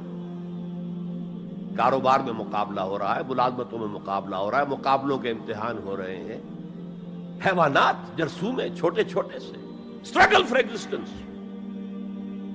اسے جہاد زندگانی کہیں گے آپ، جہاد زندگی۔ Every living creature, every living organism is engaged in continuous jihad, struggle for existence۔ اس کو جہاد زندگانی کا لفظ دیا اقبال نے، یقین محکم عمل پہم محبت فاتح عالم، جہاد زندگانی میں ہے یہ مردوں کی شمشیر۔ اچھا مسلمان بھی جب یہ کام کرتا ہے، جہد للبقاء، اسٹرگل فار ایگزسٹنس، اگر وہ شریعت کے احکام کے مطابق کر رہا ہے تو یہ عبادت ہے۔ اگر حرام ذریعے استعمال کر رہا ہے، غلط ذریعے استعمال کر رہا ہے، دھوکہ دے رہا ہے، جھوٹی قسمیں کھا رہا ہے، تو یہ حرام کے درجے میں چلا گیا۔ اور اگر آپ اپنی اس جہد بقا کو، جہاد وجود کو، جہاد زندگانی کو اسلام کے اصولوں کے مطابق کر رہے ہیں، یہ عبادت ہے۔ حضور نے فرمایا القاسم و حبیب اللہ، جو شخص محنت کر کے کماتا ہے وہ اللہ کا ساتھی، اللہ کا دوست ہے، حبیب اللہ۔ اور سب سے بہترین کھانا بتایا وہ ہے رزق جو اپنے ہاتھ کی کمائی سے ہو، محنت مشقت۔ بہرحال یہ جہاد کا ایک آغاز ہے، میں نے کہا تھا یہ یونیورسل فینومینن ہے، یونیورسل، اس کائنات کی سب سے بڑی حقیقت یہی ہے۔ اس سے اوپر اٹھیے، انسانی سطح پر سب سے بڑا جہاد اپنے حقوق کا حصول، the freedom struggle, the struggle for self determination. کوئی قوم آ کر آپ پر حاکم ہو گئی، اس سے نجات حاصل کرنا، یہ جہاد فی سبیل الحریت. فی سبیل کسے کہتے ہیں؟ For the cause of, in the cause of. جہاد فی سبیل الحریت جائز ہے، سب کریں گے، سب کی آزادی حق ہے، کسی کو غلام بنا کر رکھنے کا کسی کو اختیار نہیں ہے. تو struggle for freedom it's a universal phenomenon. اور مسلمان بھی اگر کرے گا اور اللہ کی حدود کے اندر رہ کر کرے گا تو وہ بھی اللہ کے ہاں وہ اجر و ثواب کا مستحق ہوگا، بلکہ اگر جان دے دے گا شہید شمار ہوگا. اس لیے کہ حضور کی ایک حدیث ہے، من قتل دون مالہ فہو شہید. جو شخص اپنے مال کی حفاظت میں مارا گیا وہ بھی شہید ہے. اب آپ کہیں جا رہے تھے، آپ کے پاس کچھ مال ہے، جیب میں کچھ ہے، کوئی ڈاکو آ گئے آپ کو گھیر لیے. اب آپ کے پاس دو راستے، ایک تو آپ کہے لو بھائی جو کچھ ہے یہ حاضر ہے، لے لو، میری جان بخشی کرو، اور ایک یہ کہ آپ ڈٹ جائیں. اس ڈٹ جانے میں اگر جان چلی گئی تو آپ شہید ہیں. من قتل دون مال ہی، تو مال سے تو 1000 گنا بڑی شے ہے حریت، فی سبیل الحریہ. لیکن ہم نے کیا غلطی کی؟ فریڈم سٹرگل کو بھی جہاد فی سبیل اللہ کہہ دیا. بہت بڑی غلطی، جس کا سب سے بڑا مثل میں آپ کو بتاتا ہوں. یہ mid 50s کی بات ہے. میں اپنے MBA سے فارغ ہو کر منٹگومری میں، جو اب سائیوال کہلاتا، جا کر آباد ہو گیا تھا والدین کے پاس. الجزائر میں اس وقت فریڈم سٹرگل چل رہی تھی فرانس کے خلاف. تو اس کے لیے کچھ فنڈز حاصل کرنے کے لیے ایک وفد آیا پاکستان کے دورے پر. ایک تو کرنل صاحب تھے، کرنل عودہ، وہ تو داڑھی مونچھ صاف تھے جیسے ہوتے عام طور پر فوجی. لیکن ایک بہت بڑے عالم دین علامہ بشیر الابراہیمی الجزائری، بہت مشہور، بہت بڑے عالم، وہ بھی ساتھ تھے. انہوں نے جو تقریر کی عربی میں، جہاد فی سبیل اللہ، جہاد فی سبیل اللہ، واقعہ یہ کہ وجد میں آ گیا پورا مجمع. وہ لوگ تو وجد میں نہیں آ سکے ہوں گے جنہوں نے ترجمہ، جنہوں نے سنا ہے، لیکن میں عربی سے واقف تھا تو میں واقعتاً وجد میں آ گیا. قرآن کا بیان، حدیث کے بیان، جہاد فی سبیل اللہ کی اہمیت، جہاد فی سبیل اللہ کا مقام و مرتبہ. اچھا جو بھی ہو سکا، پیسے ہم نے جمع کیے، کمیٹی بنائی، تھیلی پیش کی. Now prepare for the shock. جب یہ جہاد کامیاب ہوا تو ایک سوشلسٹ ریاست قائم ہو گئی. How come؟ اگر یہ جہاد فی سبیل اللہ تھا تو اسلامی ریاست قائم ہونی چاہیے تھی. اگر درخت آم کا تھا تو اس میں نمولی کیسے لگ گئی؟ معلوم ہوا کہ ہم نے غلطی کی تھی. ہم نے اسے جہاد حریت کی بجائے جہاد فی سبیل اللہ کہہ دیا. بھئی جہاد حریت جائز ہے اور اس کے لیے جان دینا بھی شہادت ہے، لیکن آپ نے اس کو جہاد فی سبیل اللہ کیسے کہہ دیا؟ چنانچہ یہ نوٹ کر لیجئے کہ میں نے جب افغانستان میں روسی فوجیں داخل ہو گئیں تو جو وہاں پر ایک سٹرگل شروع ہوئی ہے، ریزسٹنس شروع ہوئی ہے، میں نے اسے کبھی جہاد فی سبیل اللہ نہیں مانا. جہاد فی سبیل اللہ کا نعرہ لگوا کر امریکہ نے فائدہ اٹھایا، مرے افغان، اور کام بن گیا اس کا آرک رائیول جو ہے وہ ختم ہو گیا. اور نتیجہ پوری دنیا بھگت رہی ہے کہ بائی پولر کی بجائے یونی پولر دنیا ہو گئی. اور وہ جو ایک پول ہے جتنا طاقت کے نشے میں اس وقت چور چور ہے، وہ آپ کو معلوم ہے، مجھے تفصیل میں جانے کی ضرورت نہیں. میں نے کہا تھا جہاد حریت ہے، جائز ہے، to defend your country against an invader, لیکن اسے جہاد فی سبیل اللہ نہ کہیں. اچھا اس سے آگے آئیے، اب ہیومن لیول پر اس سے اوپر کا ایک کی سطح ہے، نظریے اور نظام کے لیے جہاد. ایک نظریہ تھا مارکسزم، اس کی بنا پر نظام جو بنا وہ communism. Who really believed in Marxism and communism, he struggled to establish a communist state. یہ جہاد ہے فی سبیل الاشتراکیہ، اشتراکیت کی راہ میں جہاد کر رہے ہیں. جانیں دے رہے ہیں، مر رہے ہیں. زار کی فوجیں جو ہیں وہ شوٹ کر رہی ہیں کھڑے ہو کر کے قطاروں کے اندر، جانیں دے رہے ہیں. اس کے بغیر تو ظاہر بات ہے شہنشاہیت، زار کی شہنشاہیت کہیں جگہ چھوڑ سکتی تھی، کہیں اپنی جڑ چھوڑ سکتی تھی؟ تو یہ جو جہاد ہے یہ ہے ایک نظریے کی بنیاد پر، اس نظریے پر ایک نظام قائم ہوتا ہے. جس نظریے میں وہ بلیو کرتے ہیں کہ یہی حق ہے، یہی انسان کے لیے بہتر ہے، اسی میں عدل ہے، اسی میں انصاف ہے، اس کو قائم کرنے کی جد و جہد کرنا ان پر فرض. نہیں کرتے تو آپ کہیں گے ایسے ہی جھوٹ موٹ کو بنا پھرتا ہے کمیونسٹ، اس کی تو ساری دوستیاں، اس کے سارے تعلقات جو ہیں وہ تو کیپٹلسٹ کے ساتھ ہیں، تو ان کے تنخواہیں لیتا. آپ کہتے ہیں کہ نہیں کہتے؟ یہ ہے جہاد. اگر وہ نظریہ ایمان ہے اور نظام اسلام ہے، اس کے لیے جو جہاد ہوگا وہ جہاد فی سبیل اللہ ہے.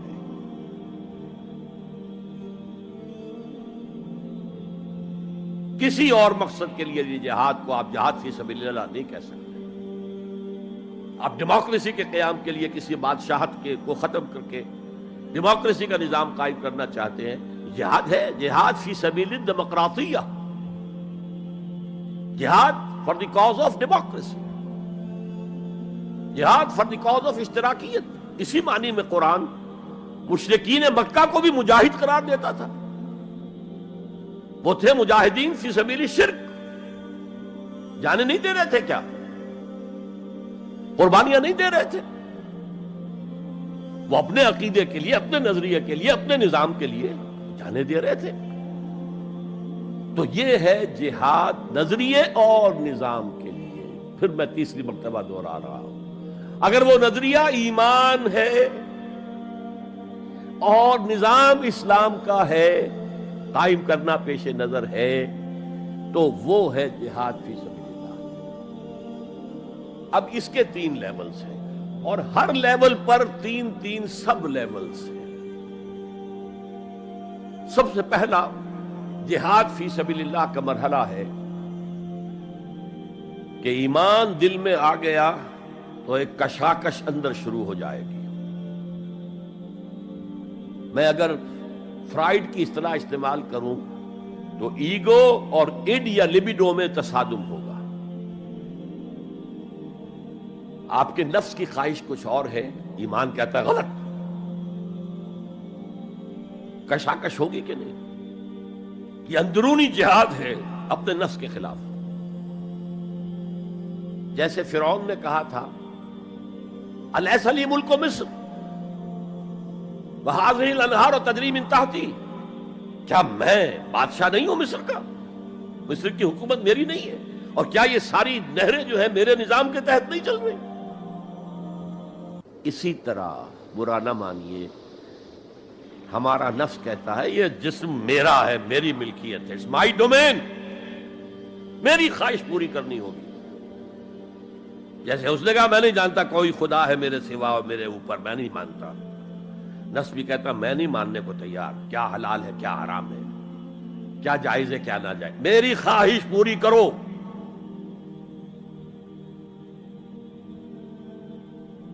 اس کے خلاف جہاد، یہ پہلی منزل کا جہاد ہے.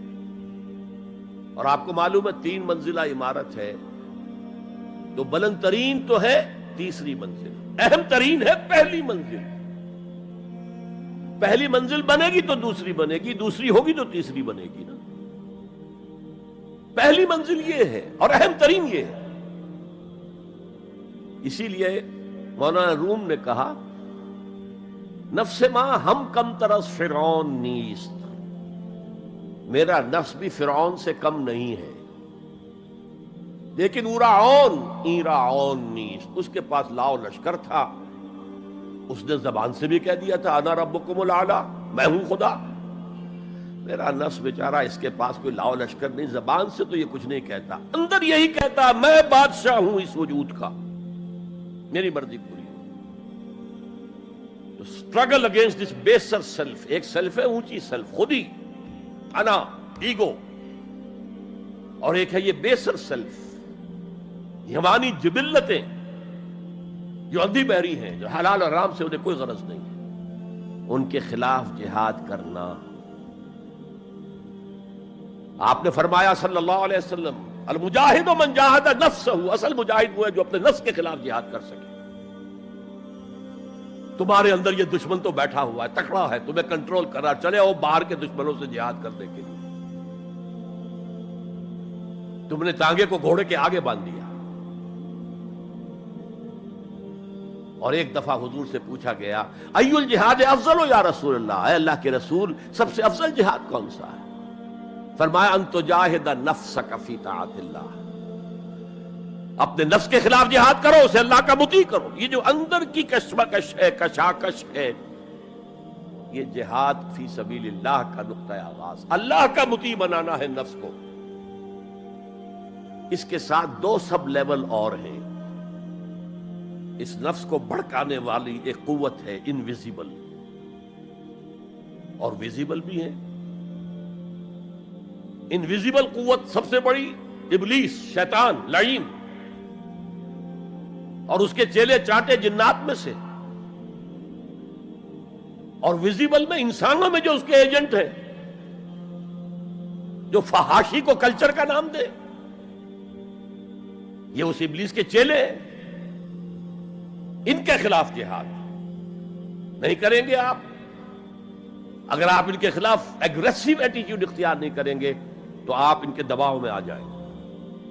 ان الشیطان لکم عدو فاتخذوہ عدوا، اے لوگوں یہ شیطان تمہارا دشمن ہے، اس کو اپنا دشمن سمجھو۔ وہ تمہیں سبز باغ دکھاتا ہے، بدی کو مزین کر کے دکھاتا ہے، اچھے اچھے نام اس کے رکھ دیتا ہے، اور تمہیں آمادہ کرتا ہے بدی کے ارتکاب پر۔ نہیں، وہ تمہارا دشمن ہے۔ افتتخذونہ وذریتہ اولیاء من دونی، تم مجھے چھوڑ کر اسے اور اس کے چیلے چانٹوں کو تم اپنا دوست بناتے ہو۔ نہیں، شیطان کے خلاف جنگ کرو۔ اور تیسرا اس پر سب لیول کیا ہے؟ معاشرہ اگر بگڑا ہوا ہے، اس کا عمومی رجحان برائی کی طرف ہے، تو سوشل پریشرز آپ کو ادھر دھکیلتے ہیں۔ جیسے کہ اگر کوئی موب جا رہا ہے تو اس کے ساتھ چلنا تو بہت آسان ہے، وہ خود ہی آپ کو دھکیلتا ہوا لے جائے گا۔ اس کے خلاف چلنا بہت مشکل کہا۔ ہو سکتا ہے آپ بڑی زور لگا کے 4 قدم آگے بڑھیں، پھر کو ریلا آئے 10 قدم پیچھے لے جائے۔ تب 2 ہی راستے ہیں، زمانہ باطل سازت تو بعد زمانہ بے ساز۔ یا تو پیسو معاملہ ہے، زمانہ تمہارے ساتھ سازگاری نہیں کرتا، چھوڑو تم زمانے کے ساتھ سازگاری اختیار کر لو، چلو تم ادھر کو ہوا ہو جدھر کی۔ ایک یہ ہے کہ نہیں، زمانہ باطل سازت تو بعد زمانہ ستیس، زمانہ اگر تمہارے ساتھ سازگاری نہیں کر رہا تو زمانے سے جنگ کرو، لڑو، ریزسٹ کرو۔ تو 3 جہاد ہو گئے فرسٹ لیول کے، 3 سب لیولز۔ نفس امارہ، اڈ، لیبیڈو، نفس حیوانی کے خلاف جہاد، اس کو بھڑکانے والے، وسوسہ اندازی کرنے والے، اس میں پھونکے مارنے والے، شیطان اور اس کی ذریت مانوی اور ذریت نسلی، جنات اور انسانوں میں جو اس کے ایجنٹ ہیں، ان کے خلاف جہاد، معاشرے کے خلاف ایک سٹرگل۔ اب یہ 3 جہاد آپ نے کر لیے، اللہ توفیق دے ہم میں سے ہر ایک کو۔ تو اب یہ جہاد آپ کے جسم سے باہر نکلے گا، خارج میں آئے گا۔ دوسری منزل ہے نظریاتی تصادم۔ اگر آپ نے ایمان کا نظریہ اختیار کیا ہے تو الحاد کا نظریہ رکھنے والے بھی موجود ہیں۔ آپ نے توحید کے نظریے کو اختیار کیا ہے تو مشرکانہ عقائد رکھنے والے بھی موجود ہیں۔ They are bound to resist۔ اس کے خلاف جہاد کرنا ہوگا، محنت کرنی ہوگی، اپنی بات کو دلائل سے ثابت کرنا ہوگا، اپنی بات کو اچھے انداز میں، حسن اسلوب سے لوگوں کے دلوں تک پہنچانا ہوگا۔ ظاہر بات ہے وقت لگے گا، جان کھپے گی، اور اگر آپ انتہائی سنسیئر ہیں، یہ آپ کا ایک لائف لانگ اور ہول ٹائم جو ہے آپ کی انگیجمنٹ ہوگی ہے. اینڈ ٹائم از منی. جہاد بالمال، جہاد بالنفس، یہ ہے دعوت و تبلیغ کہہ لیں اسے، اپنے نظریات کو پھیلانا کہہ لیں. آخر مارکسسٹ نے اپنے نظریات کو پھیلایا پہلے پیور فلسفی کی سطح پر، ٹاپ انٹلیکچوئلز کو دنیا کے انہیں پوزیس کیا. اس کے بعد ادب کے ذریعے سے، ڈراموں کے ذریعے سے، شاعری کے ذریعے سے، افسانوں کے ذریعے سے وہ فکر جو تھا، طبقاتی شعور، کلاس کانشسنس کا شعور پیدا کیا. اور ہوتے ہوتے یہاں تک کہ ریڑی والے کے زبان پر بھی لفظ آ گیا استحصال. او اتنا ثقیل عربی لفظ، استحصال کر رہے ہیں. یہ سارا کام یوں ہی تو نہیں ہو گیا. کتنے ادیبوں نے، کتنے ڈرامہ نویسوں نے، کتنے شاعروں نے اس فلسفے کو پھیلایا ہوا. اچھا، اس کے بھی 3 سب لیولز ہیں. ہر انسانی معاشرہ 3 سطح کے لوگوں پر مشتمل ہے. ایک انٹلیکچوئل مائنورٹی ہوتی ہے، انٹیلیجنسیا ہوتا ہے، یا جسے ایک اور اصطلاح میں کہتے ہیں brain trust of the society. They control direction and destination of the society. ہوتے ہیں مائنورٹی، مائنیوٹ مائنورٹی، لیکن ان کا اور پوری قوم کا جو باہمی رشتہ ہے وہ کیا ہے؟ جیسے یہ دماغ اور پورا جسم. میری ٹانگیں مجھے لے کر چل سکتی ہیں، دوڑ سکتی ہیں، اگرچہ اب میں دوڑ نہیں سکتا گھٹنوں کے آپریشن کے بعد، لیکن بہرحال دوڑا بھی کرتا تھا.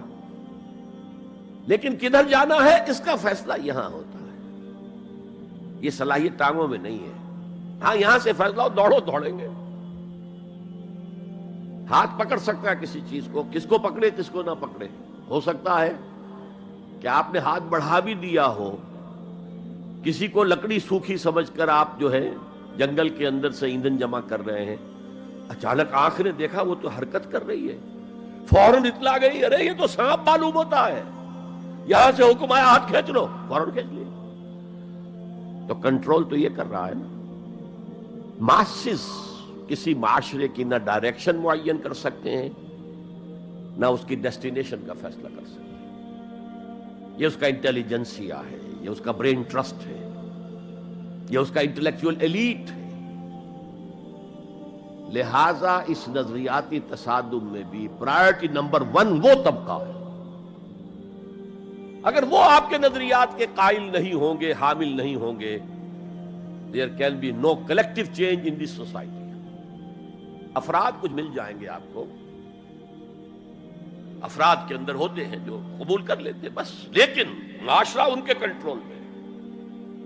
اور اس سطح کے لوگوں کو دعوت دینا، تبلیغ کرنا آسان کام نہیں. آپ کو دلیل سے بات کرنی ہوگی، آپ کو ان کے نظریات کا تجزیہ کرنا ہوگا، اس میں کتنا حصہ غلط ہے، کتنا صحیح ہے. ان کے دماغوں میں مارکسزم گھسا ہوا ہے، ان کے دماغوں میں فرائیڈزم گھسا ہوا ہے، ان کے دماغوں میں ڈاروینزم گھسا ہوا ہے، ان کے دماغوں میں لاجیکل پازیٹیوزم گھسا ہوا ہے. ہاں، کچھ لوگ رہے ہیں آئیڈیلسٹ بھی. ایک ہندوستان میں مسلمان پیدا ہوا آئیڈیلسٹ فلسفی علامہ اقبال، اور دوسرے ہندو رادھا کرشنن، بہت بڑے آئیڈیلسٹ، اس میں کوئی شک نہیں. اور ان کو اللہ نے لمبی عمر بھی دی، تو انہوں نے جو تصانیف فلسفے پر لکھی ہیں علامہ اقبال نہیں لکھ پائے. تو یہ جو طبقہ ہے یہ عام واعظ و نصیحت سے اثر قبول نہیں کرتا. Because there is a barrier in their minds, in their brains. You have to pierce through that barrier, and only then you can approach their hearts. ان کے دلوں تک رسائی نہیں ہو سکتی براہ راست جب تک کہ یہ خول جو ہے، یہ نظریاتی خول، اس کو پیئرس نہ کیا جائے. اور اس کو پیئرس کرنا آسان نہیں ہے. کچھ ذہین نوجوان، فطین نوجوان، اعلیٰ صلاحیتوں والے نوجوان اپنی پوری زندگی اسی کام کے لیے وقف کریں کہ ایک طرف ان جدید علوم و نظریات کو گہرائی میں اتر کر پڑھنا ہے اور سمجھنا ہے. جب تک آپ ان نظریات کو جانیں گے نہیں، نفی کیسے کریں گے؟ آپ کیسے آج تجزیہ کریں گے کہ اس میں یہ حصہ صحیح ہے یہ حصہ غلط ہے؟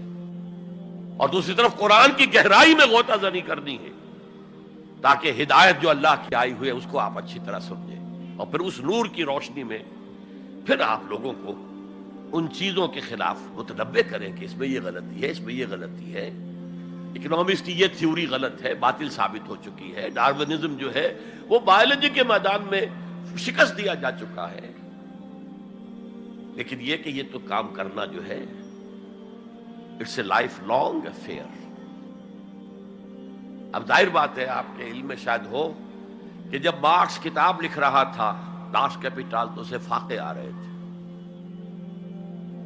اسے کچھ سپورٹ کرتا تھا اینجلز، لیکن یہ کہ کچھ عرصہ ایسے بھی ہوا ہے کہ وہ بھی سپورٹ نہیں کر سکتا، لیکن پھر اس کی کتاب نے دنیا کو پوزیس کیا ہے، اس کے فلسفے نے لوگوں کو اپنی گرفت میں لیا ہے، تبھی تو پھر انقلاب برپا ہوا۔ اسی طریقے سے جب تک کہ کچھ نوجوان اسے اپنا پوری زندگی کا کیریئر نہیں بنائیں گے، اس کا کوئی امکان نہیں ہے کہ اس طبقے میں آپ کوئی ڈینٹ بھی ڈال سکے۔ اور اگر یہ نہیں ہوگا تو society as a whole, the state as a whole will never accept any change. اس سے نیچے آئیے، عوام الناس، ان کے دماغ کلین سلیٹ کی طرح ہے، اس میں نہ کوئی خناس ڈارونزم کا بھرا ہوا ہے، نہ فرائیڈزم کا ہے، نہ مارکسزم کا ہے، کچھ بھی نہیں، کلین سلیٹ ہے۔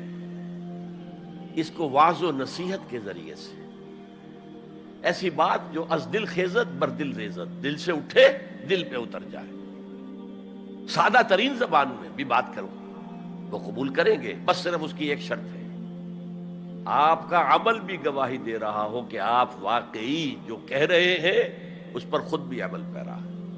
یہ اگر پہلی منزل آپ سر کر آئے ہیں تب تو ٹھیک ہے، اگر پہلی منزل آپ نے سر نہیں کی اور آپ شروع ہو گئے مبلغ کی حیثیت سے، تو ایسا مبلغ جو ہے وہ اسلام کو بدنام کرے گا۔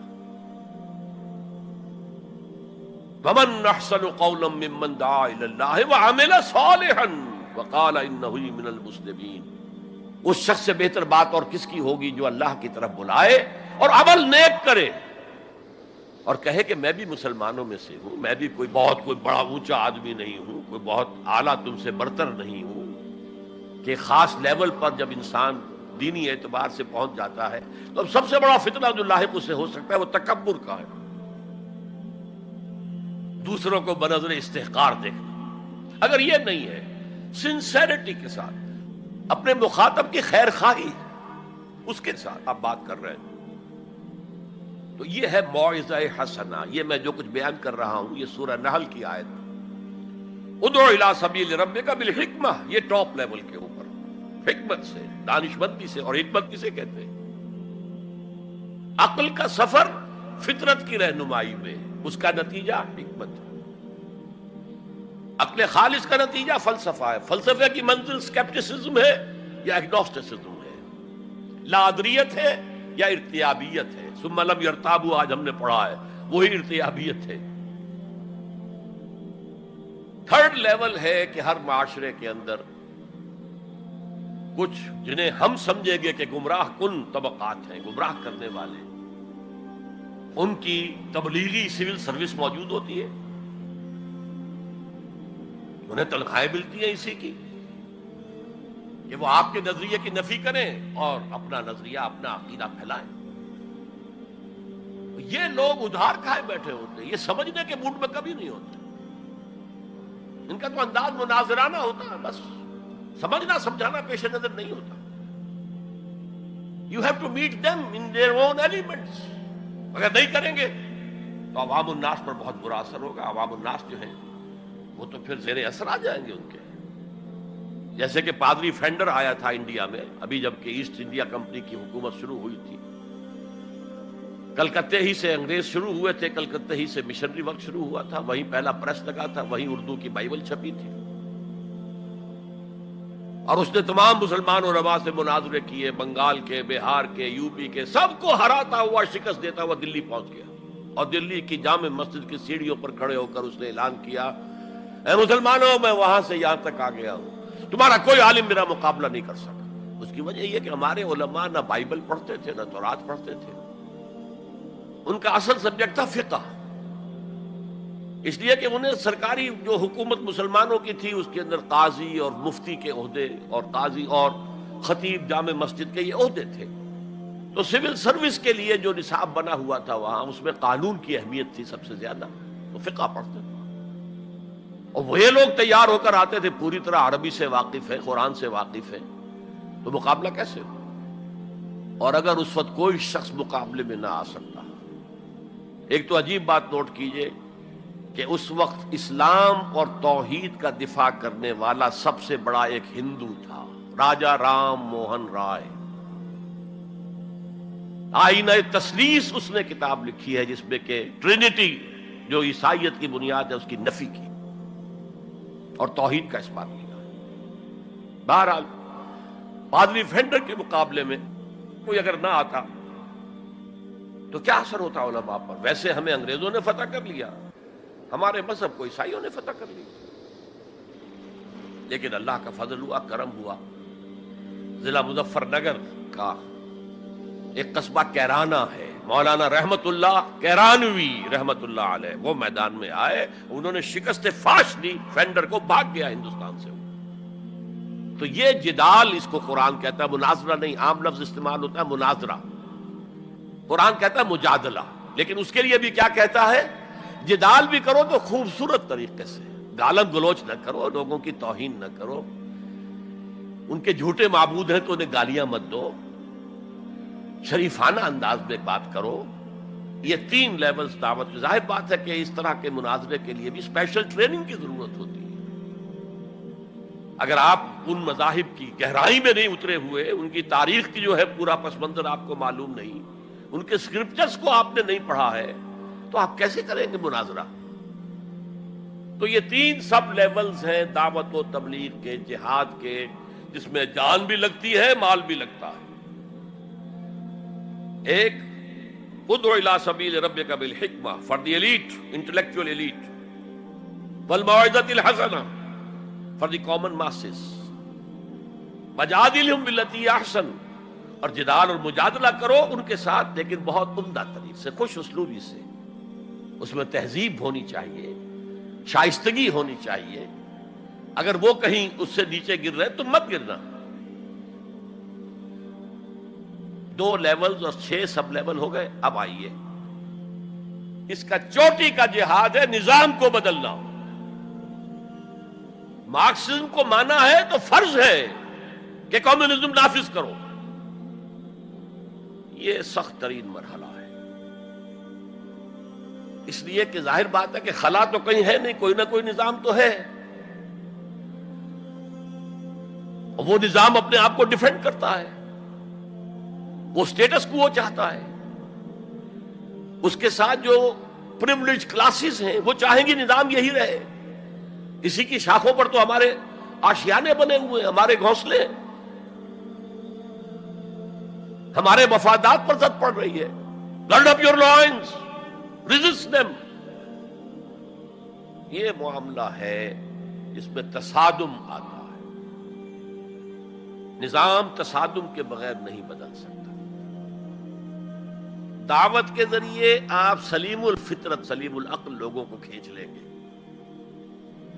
لیکن لاتوں کے بھوت باتوں سے نہیں مانتے. جن کے ویسٹڈ انٹرسٹ ہے وہ نہیں چھوڑیں گے. ان میں سے بھی ہو سکتا ہے نکل آئے. ابو بکر صدیق انہی میں سے تھے، عثمان غنی انہی میں سے تھے، لیکن نکل آتے، لوگ نکل آتے. لیکن اکثریت ان کی وہ ڈٹ جاتی ہے. گارڈ اپ یور لائنز، اپنے مفادات کا تحفظ کرو، بچاؤ اپنے مفادات کو. تو تصادم بیکمز انیویٹیبل، انیویٹیبل، انیویٹیبل. اس تصادم کی بھی 3 سٹیجز ہیں. وہی میں نے کہا تھا نا، 3 سب سٹیجز ہر سٹیج پر. پہلی یہ ہے جسے پیسو ریزسٹنس کہا جائے گا. ظاہر بات ہے کہ کانفلکٹ تو انقلابی لوگوں نے پیدا کیا ہے نا.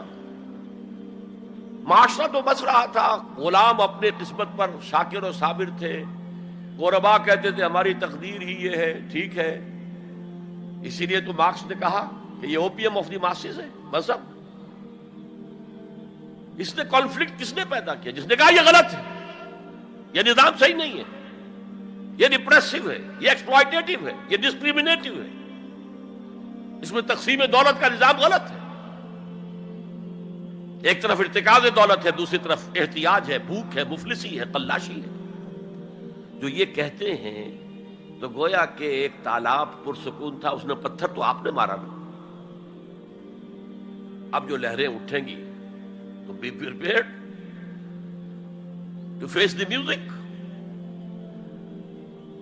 چنانچہ اور مارو ان کو قتل کرو، ان کو جیلوں میں ٹھونس دو، ان کو یہ کرو، ان کو وہ کرو۔ اس سارے معاملے میں پہلی سٹیج ہوگی اس نظریاتی اور نظام کے تصادم میں ٹیک آل persecution without any retaliation.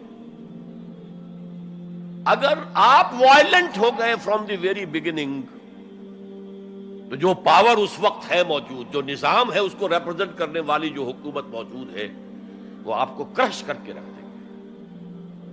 You have to buy time. اور اس کے لیے کیا ہے؟ وہ تمہیں مارے تم جواب نہ دو، وہ گالی دے تم انہیں دعائیں دو، وہ پتھر مارے تم پھول پیش کرو۔ ادفع باللتی ہی احسن، بہترین انداز میں دفاع کرو۔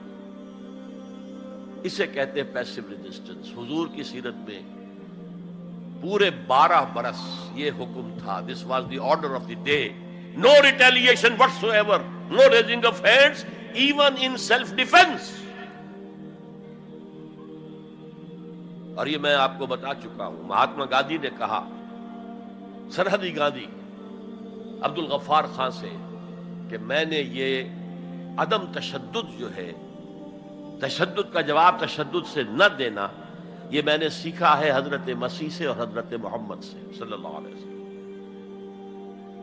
حضرت مسیح کی زندگی پہلی سٹیج ہی پر تک رہی، آگے کی وہ مہم چلی ہی نہیں، اس لیے کہ آپ کو ریسپانس ملا ہی نہیں۔ کہتے ہیں کل 72 آدمی ایمان لائے تھے ان پر، اور ان میں سے بھی 12 تھے جو ان کے مخلص ساتھی تھے، حواریین تھے، ہر وقت ساتھ رہتے تھے، اور ان میں سے بھی ایک وہ تھا جس نے غداری کر کے گرفتار کرایا ہے، ان کی اپنی روایت کے مطابق۔ اس کو چھوڑیے، تفصیل میں نہیں جانے کی ضرورت نہیں۔ تو بہرحال اس سے اگلی سٹیج کیسے آتی ہے؟ دعوت وہ دیتے رہے، دعوت دیتے رہے، وعظ کہتے رہے، یہ سب کچھ کرتے رہے، سیکنڈ سٹیج تک رہے، تھرڈ سٹیج تک تو جب تک کہ قوت حاصل نہ ہو you can't proceed. If there's no response you can't go forward. لیکن یہ کہ حضور کی زندگی میں اگلی سٹیج آ گئی، ساتھی آئے، انہیں مارے کھانی پڑی، دہکتے ہوئے انگاروں پہ لٹایا گیا، جانوروں کی لاشوں کی طرح ان کی گردن کے اندر رسیاں باندھ کر انہیں گھسیٹا گیا گلیوں کے اندر، سب کچھ ہوا ہے، برداشت کیا، انہیں قتل بھی کیا گیا۔ حضرت سمیہ، حضرت یاسر پہلے مقتولین ہیں، میاں بیوی رضی اللہ تعالی عنہما، سب کچھ ہوا ہے، برداشت کرو، اسبرو، صبر کرو۔ اس کا ایک بہت بڑا نتیجہ نکلتا ہے، اس معاشرے میں جو سائلنٹ میجورٹی ہوتی ہے، وہ سائلنٹ میجورٹی سائلنٹ تو ہوتی ہے، ڈمب تو ہے، ڈیف نہیں ہے، بلائنڈ نہیں ہے۔ وہ بلال کی چیخیں تو سن رہی ہے نا، وہ دیکھ رہی ہے کس طرح دہکتے ہوئے انگاروں پر خباب بن الارت کو لٹایا گیا۔ یہ جو سائلنٹ میجورٹی ہوتی ہے، اب یہ سوچتی ہے یہ ان کے اوپر کیوں یہ تشدد آ رہا ہے؟ کیا بلال نے آقا کی کوئی چوری کر لی تھی؟ کہیں خدا نہ خواستہ خاکم و دہن آقا کی بیٹی کی عزت پر ہاتھ ڈال دیا؟ کیا کیا تھا جو یہ آقا جو ہے امیہ ابن خلف یہ کچھ کر رہا ہے اس کے ساتھ؟ اس کے بعد جب انہیں معلوم ہوتا ہے کوئی جرم نہیں ہے، صرف یہ کہتا ہے اللہ ایک ہے، میں اور اس کے ساتھ کسی کو شریک کرنے کو تیار نہیں، اور محمد اللہ کے رسول ہے، بس جرم ہے تو یہ ہے۔ اب اس کا کیا اثر پڑتا ہوگا اس سائلنٹ میجورٹی کو، اس کا آپ اندازہ کر لیجیے۔ ان کی ہمدردیاں اندر ہی اندر ان کے ساتھ ہو رہی ہیں، اگرچہ وہ گئے ہیں اپنے لیڈروں کے دباؤ کی وجہ سے غزوہ بدر میں، مفتوح تو پہلے سے ہو چکے تھے، جو دلوں کو فتح کر لے وہی فاتح زمانہ۔ بہرحال first stage is passive resistance, صبر محض. سیکنڈ، جب ذرا محسوس ہو ہمارے پاس طاقت ہے، we can risk a direct confrontation with the system، تو اس نظام کو کہیں سے چھیڑا جائے دکھتی رگ کو. دیکھیے گاندھی جی کی موومنٹ میں عرض کر چکا ہوں، پہلے کیا تھا؟ Non violent, naan cooperation. کوئی جرم تو نہیں ہے، ہم نہیں پہنتے تمہارے کپڑے، کیا کوئی قانون ہے یہ؟ لیکن سیکنڈ سٹیج کیا آئی؟ یہ چھیڑنا تھا اس کو. نان وائلنٹ سول ڈس اوبیڈینس. ہم پرماتما کے سمندر سے پرماتما کا بنایا ہوا نمک لینے جا رہے ہیں، ہم نے تو کسی کو کچھ نہیں کہا، but it amounted to challenging the taxation policy of British India. اب لاٹھیاں پڑی ہیں، جیلوں میں ٹھوسے گئے ہیں، سب کچھ برداشت کیا ہے، کھڑے رہے ہیں، مضبوط رہے. تو یہ سٹیج آتی ہے جب یہ سمجھا جائے کہ ہاں اب طاقت ہے ہمارے پاس، we can risk a direct confrontation with the system. اس میں حضور نے کیا کیا تھا؟ مدینے میں جا کر آپ نے 6 مہینے لگائے تھے، 3 کام جن سے کہ اپنی پوزیشن کنسولیڈیٹ کی. مدینے میں کنسٹرکشن آف دی ماسک، وہ مرکز بن گیا، وہی حکومت، وہی دار الشورا، وہی تزکیے کی جگہ، وہی نماز کی جگہ، سب کچھ وہی تھا. دوسرے، ایک انصاری ایک مہاجر، بھائی بھائی، تاکہ یہ 2 فیکشنز علیحدہ علیحدہ نہ رہیں، انٹیگریٹ ہو جائیں. اور ایک جو 3 قبیلے یہود کے موجود تھے، ان کو جکڑ لیا ایک میثاق میں، معاہدے میں، میثاق Medina, joint defence of Medina, pact for the joint defence of Medina. اگر مدینے میں باہر سے حملہ ہوا تو ہم سب مل کر ایک امت کی حیثیت سے دفاع کریں. اس کے بعد آپ نے چھوٹے چھوٹے چھاپا مار دستے بھیجنے شروع کر دیے. ان کی جو لائف لائن تھی، میں نے بتایا تھا کہ ان کے کیریوانز کو کوئی ٹوکتا نہیں تھا، روکتا نہیں تھا، لوٹتا نہیں تھا. اب تھریٹن کیا محمد نے صلی اللہ علیہ وسلم. یہ گویا کہ اکنامک بلاکیڈ آف مکہ تھا. اور جب بھی یہاں کہیں گئے آپ، وہاں کے لوکل قبیلے سے آپ نے صلح کر لی، معاہدہ کر لیا. یا تو وہ پہلے قریش کے حلیف تھے، اب حضور کے حلیف ہو گئے، یا انہوں نے کہا کہ صاحب ہم نہ آپ کے ساتھ نہ ان کے ساتھ، نیوٹرل رہیں گے، نہ آپ کے خلاف ان کی مدد کریں گے، نہ ان کے خلاف آپ کی مدد کریں گے. ان دونوں کا نتیجہ یہ ہوا کہ zone of political influence of قریش سٹارٹڈ ڈیمینشنگ. یہ 2 ریزنز تھیں کہ پھر پوری طاقت کے ساتھ قریش نے ریٹیلیٹ کیا ہے. اور پھر لاسٹ معاملہ شروع ہوا ہے، تیسری منزل. اس تیسری منزل کی تیسرا سب لیول، اس کا نام ہے قتال فی سبیل اللہ. اب جنگ شروع، اے 6 years long وار. یہ جو بدر ہے، احد ہے، احزاب ہے، بنی المصطلق ہے، بے شمار غزوات، چھوٹے چھوٹے، بڑے بڑوں کے نام ہمیں یاد ہیں صرف. It was a continuous war with battles. بدر بیٹل ہے، جنگ نہیں ہے، جنگ تو مسلسل ہے. بہرحال اس کا نتیجہ یہ قتال فی سبیل اللہ کی منزل آئی ہے. چونکہ یہ ساری 8 منزلیں طے کر کے یہاں پہنچے تھے، لہذا کامیابی ہوئی. اگر ایسے ہی اچھل کر نویں منزل پر پہنچ جاتے تو نیچے گر کر ختم ہوتے. یہ ہے قتال فی سبیل اللہ، اللہ کی راہ میں قتال. بہرحال آج کے انقلاب اسلامی کے لیے پہلے 5 سٹیپ جو کہ تو رہیں گے. دعوت دی جائے گی، لوگوں کی اصلاح کی جائے گی، انہیں منظم کیا جائے گا، پھر پیسو ریزسٹنس کے دور سے گزرنا ہوگا، پھر ایکٹیو ریزسٹنس. لیکن آخری جو ہے 2 طرفہ جنگ کی بجائے ایک طرفہ جنگ. آپ یہ نہ سمجھیے گا میں ہندوستان میں تقریر کر رہا ہوں تو میں گاندھی جی کی تعریف کر رہا ہوں. یہ میری تقریریں کیسٹ پہلے سے موجود ہے، میں نے ہمیشہ نام لیا ہے کہ آج کے دور میں اس انقلابی عمل کی آخری سٹیج کیا ہوگی. اس کے ضمن میں مہاتما گاندھی کا پروسیس درست ہے. نان وائلنٹ، نان کوآپریشن، ترک موالات، نان وائلنٹ، سول ڈس اوبیڈینس. لیکن یہ سٹیجز کب آئیں؟ جب گاندھی لیڈر بن چکے تھے. ان کا یہ کہہ دینا کافی تھا کہ بدیشی کپڑا ہم نہیں پہنیں گے اور ہم اپنا چرخہ چلائیں گے. پورے ہندوستان میں چرخے چلنے شروع ہو گئے. لیڈر تو پہلے کوئی ہونا.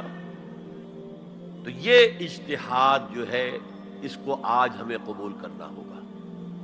ہمارے لوگ کچھ دوسرے راستوں پر چلے ہیں جس کی وجہ سے دنیا کو موقع ملا ہے کہ وہ جہاد کے لفظ کو خوب اچھالیں اور بدنام کریں. حالانکہ جہاد کا یہ پروسیس سامنے ہو تو کسی سلیم الفطرت انسان، کسی سلیم العقل انسان کو اس پر اعتراض کا کوئی بھی حق حاصل نہیں ہوگا. بارک اللہ لی ولکم فی القرآن العظیم ونفعنی وإیاکم بالآیات والذکر الحکیم.